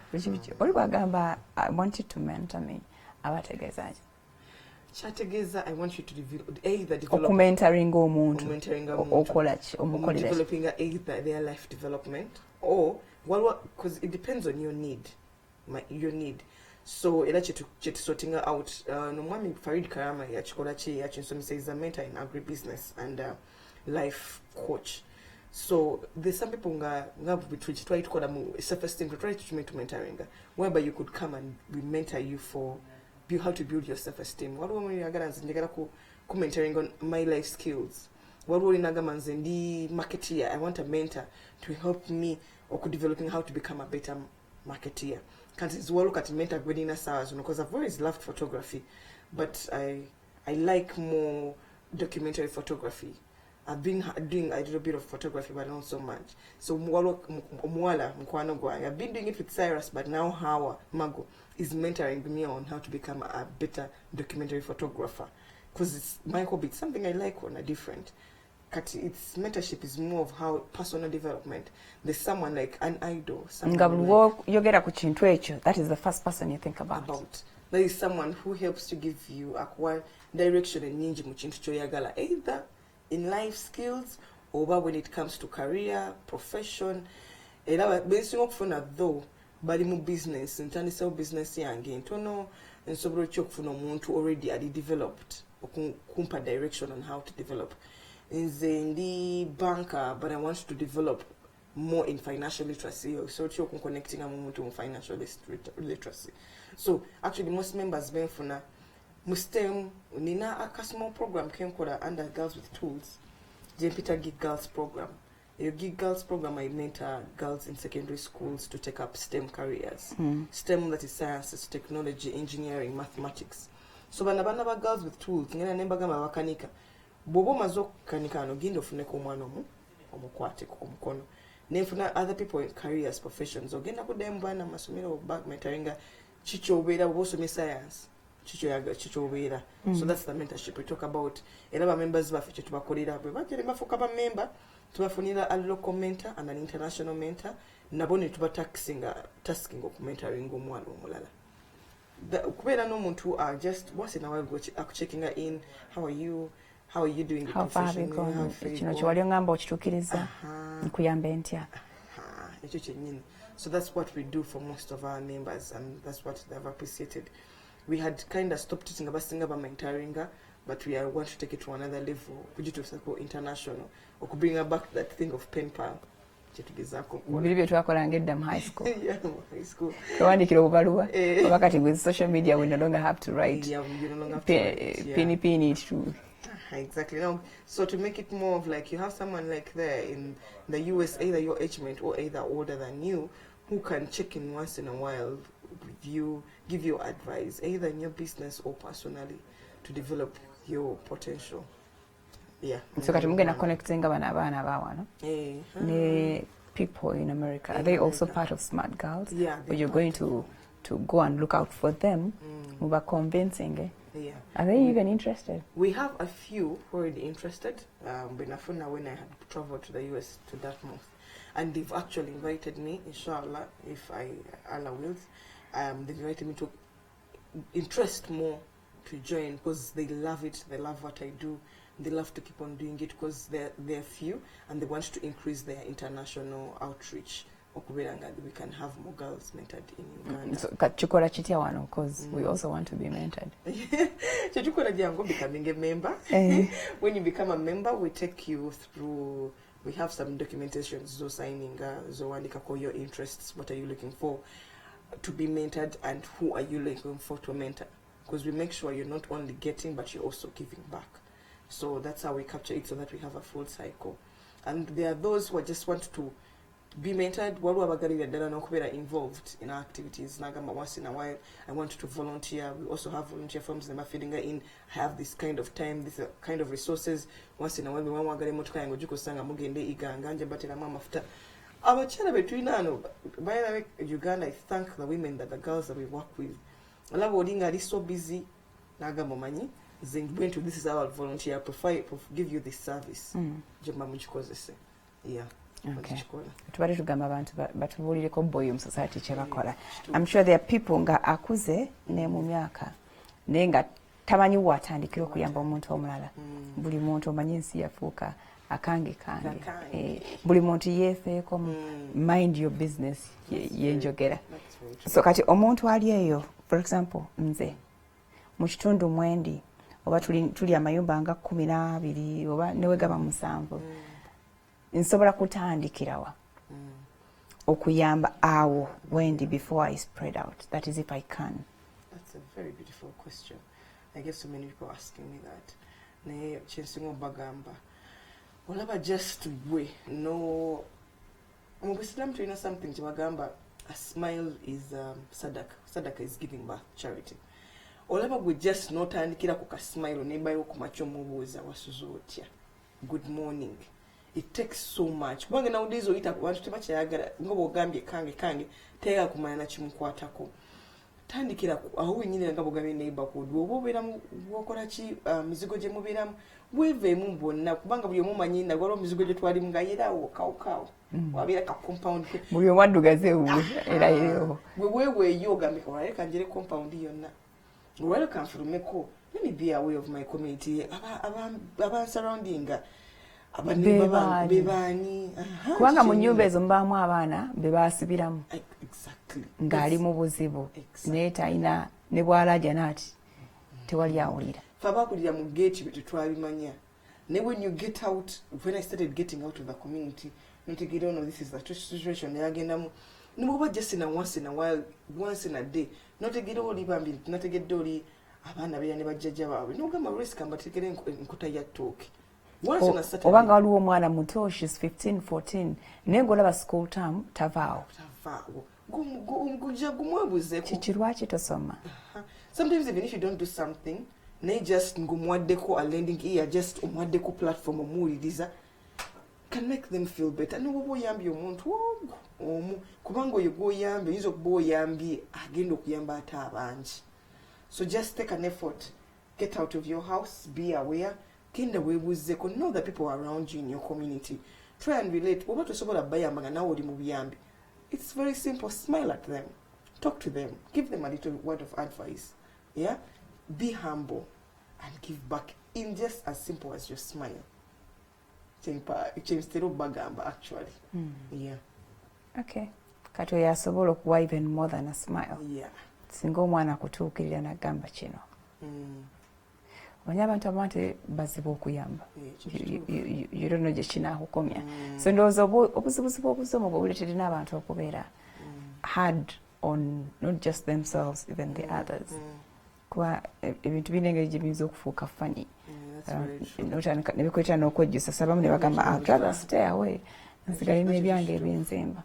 Abasinga era kibatukolera bwe balabe kati nga waliwo someone who needs help ne bajja ewaffe n'agamba manyi sisobola kuyamba but pulidde kyemukola waliwo n'omuwala gwe nalabye kirabika gyamu mutuukirire era so sometimes if you don't help just Google no referrals bosobola kola referrals oleme kwetekamu obuzibu ate situations zitukanye mu bano mu gender based violence ngolabye omukazi bamukatya ku miggo oba omusajja bamukuba kizibu nnyo okweyingirira mu ensonga ezo so kati ate internet yajja kugenda mpola weekwe ku kinole puki oba ogambe police yejja ebiyingiremu ojja kuba oyambye to make the police aware of a case eyinza okutufuukira kizibu ku neighborhood. Yeah, because bakigamba ignorance is no bliss. Like, do not be like what osobola kuyamba nga toyako tusa mu buyambi funa asobola omuyamba already obeera you've created a hand or creating the hand muki mukuyamba oyo omuntu.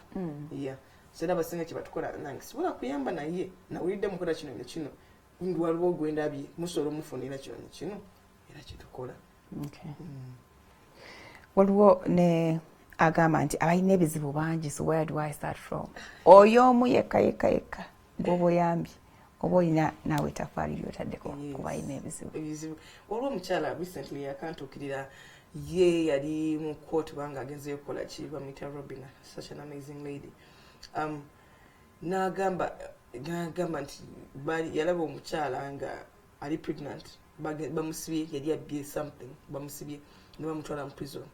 Ye kikyamutikkinga n'agamba omanyi nkoze ntya okuyamba omuwala mukyala ng'oyo agenze bamusibye kyokka ali lubuto tokanza nokubaleseyo abaana n'agenda n'afollowinga up bwatyo kati recently alimu akola mu bank n'agamba omanyi kanneekolereyo organization ya giseyamba yiye kimekeze flat card giseyamba waliwo n'omulala bo bakoze first aid first hand okuyamba just emergencies ogenda okusomesa abantu mu communities how to emergencies first aid kikyosobola okukola. People get creative, so bwolabe there is too much help, use your expertise okuyamba. Gwoba wasoma gwa banka genda oyamba abantu bangi nnyo abakitegeera bakyakweka sente zaabwe wansi mu bitanda omuyambe musomese financial literacy kozesa bwe kyomanyi okukola ki okuyamba bala bwe tokisobola still nga kyekaalubiriza just bwe in a smartphone Google who can do something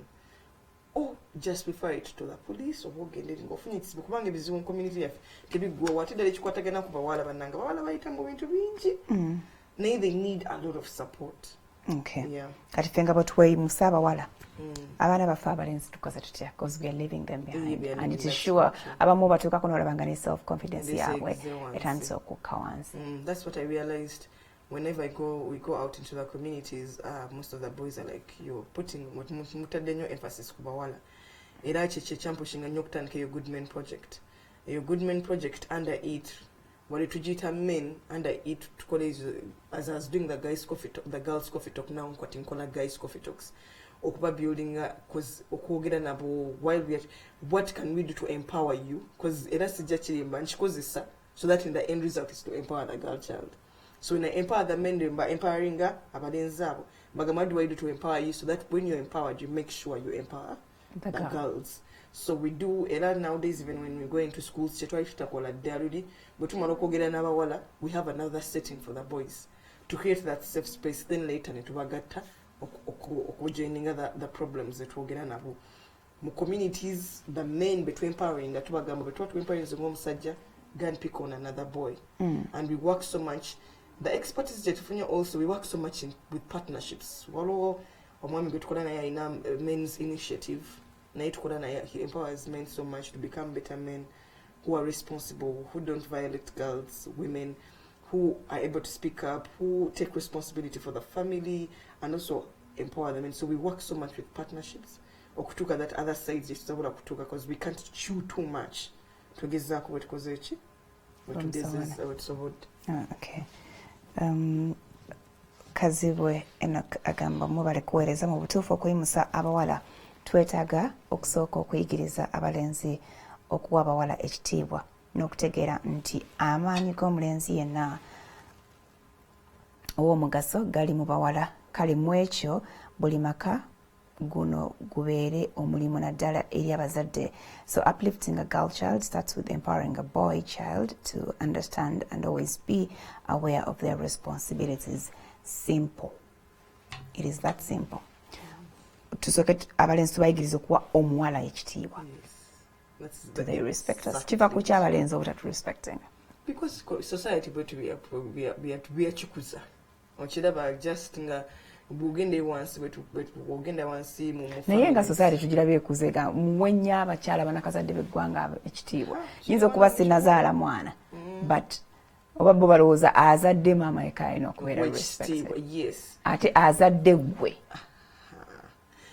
It is so sad bugenda olaba nti bino bitubiraano wano funayo obudde bugeeyo wansi eyo iganga wansi mbale wansi Omuwala to the extent waliwo abamu betwabuuza nga twetwali tukola empowerment za Peace Corps nga tutuuseewo bo ne bajja late mu empowerment n'obuuza obadde okola ki mbadde nina okusobola okumaliriza okukoza ebintu omala okukoza ebintu nina okusobola okuleka nga nfumba emmere kibiki netubuuza muganda we omulenzi kati muganda omuwala wakyo tegedde ajja wano waki tomuyambyeko kati nimumalirize mangu mujja abakazi balina obikola ebyo omugamba kumuyambako just n'okusitula amazzi nze nina kuba nga nkola birala okiraba that mindset that eri ne wansi tasobola kuba musomesa omuwala nti yalina okukola ekyo omusajja talina kumuyambako omanyi edda fe twakolanga omusajja talina kuyingira mu fumbiro neighbor wange once in a while anfumbirako emmere because now for him he has been empowered.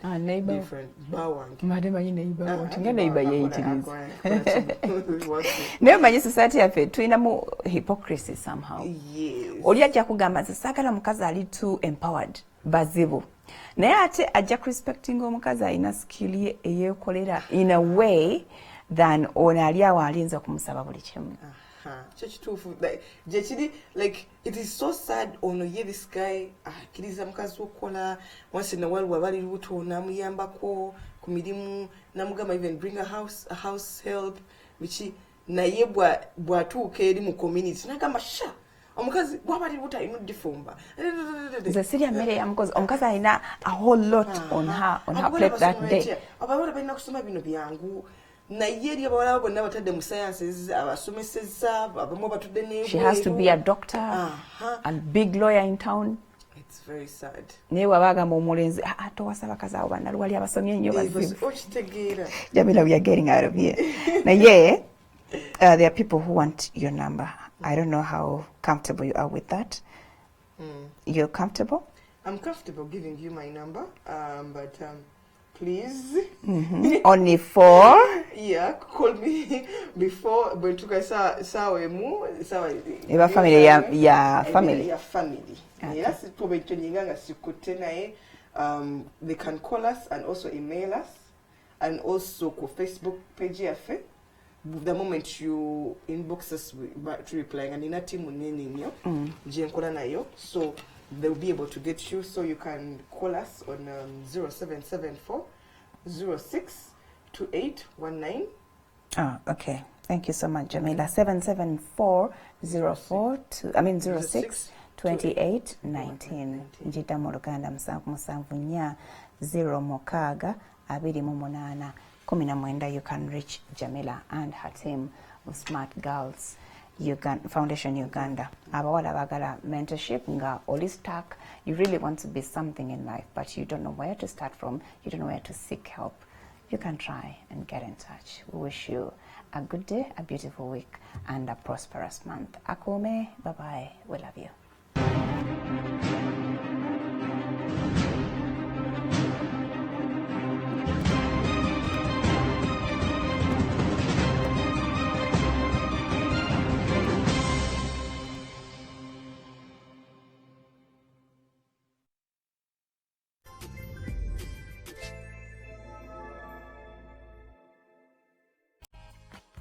Echiddako ku Spark kikutuusibwako Kiri soda in 4 different flavors: lemon, mixed berry, orange and Kiri cola. Celebrate life with Kiri soda.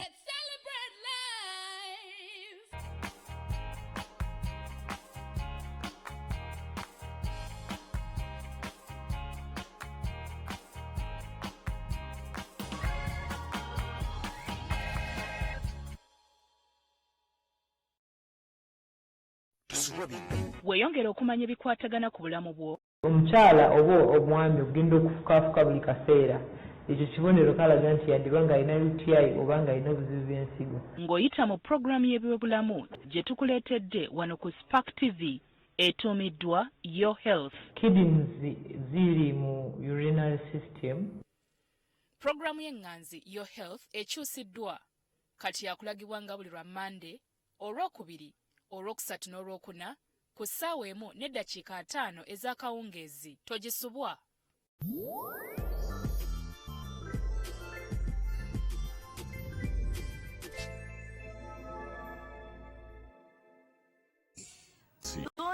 Omukolo gwe tuliko gwa bridal shower. Buli kimu kigenda bulungi era bw'atyo. Gladys yagenda alambuza ab'emikwano n'eŋŋanda bannange yoono teri mulala. Embaga etuuse, omukolo gusembedde, mwenna temusubwa. Ssaawa yakuba bulango. Ono nno amagamaga. Atunudde wano, Maureen tamulabawo. Abaddewoko ku mukolo. Naye oluvannyuma alina engeri gy'abuzeewo. Kati agenda tunula waggulu eri mu kisenge kye ng'alaba ettaala eyaka. Jjukira awaka wano, Alvin amanyiwo bulungi nnyo ddala. Bane kanfune ekyokunywa, nzija. Mugira munyumyawo nga bwe nzija. Banaye oyina omukisa omulenzi nga mulungi ng'oteebye eddenzi mugenda okunyuma.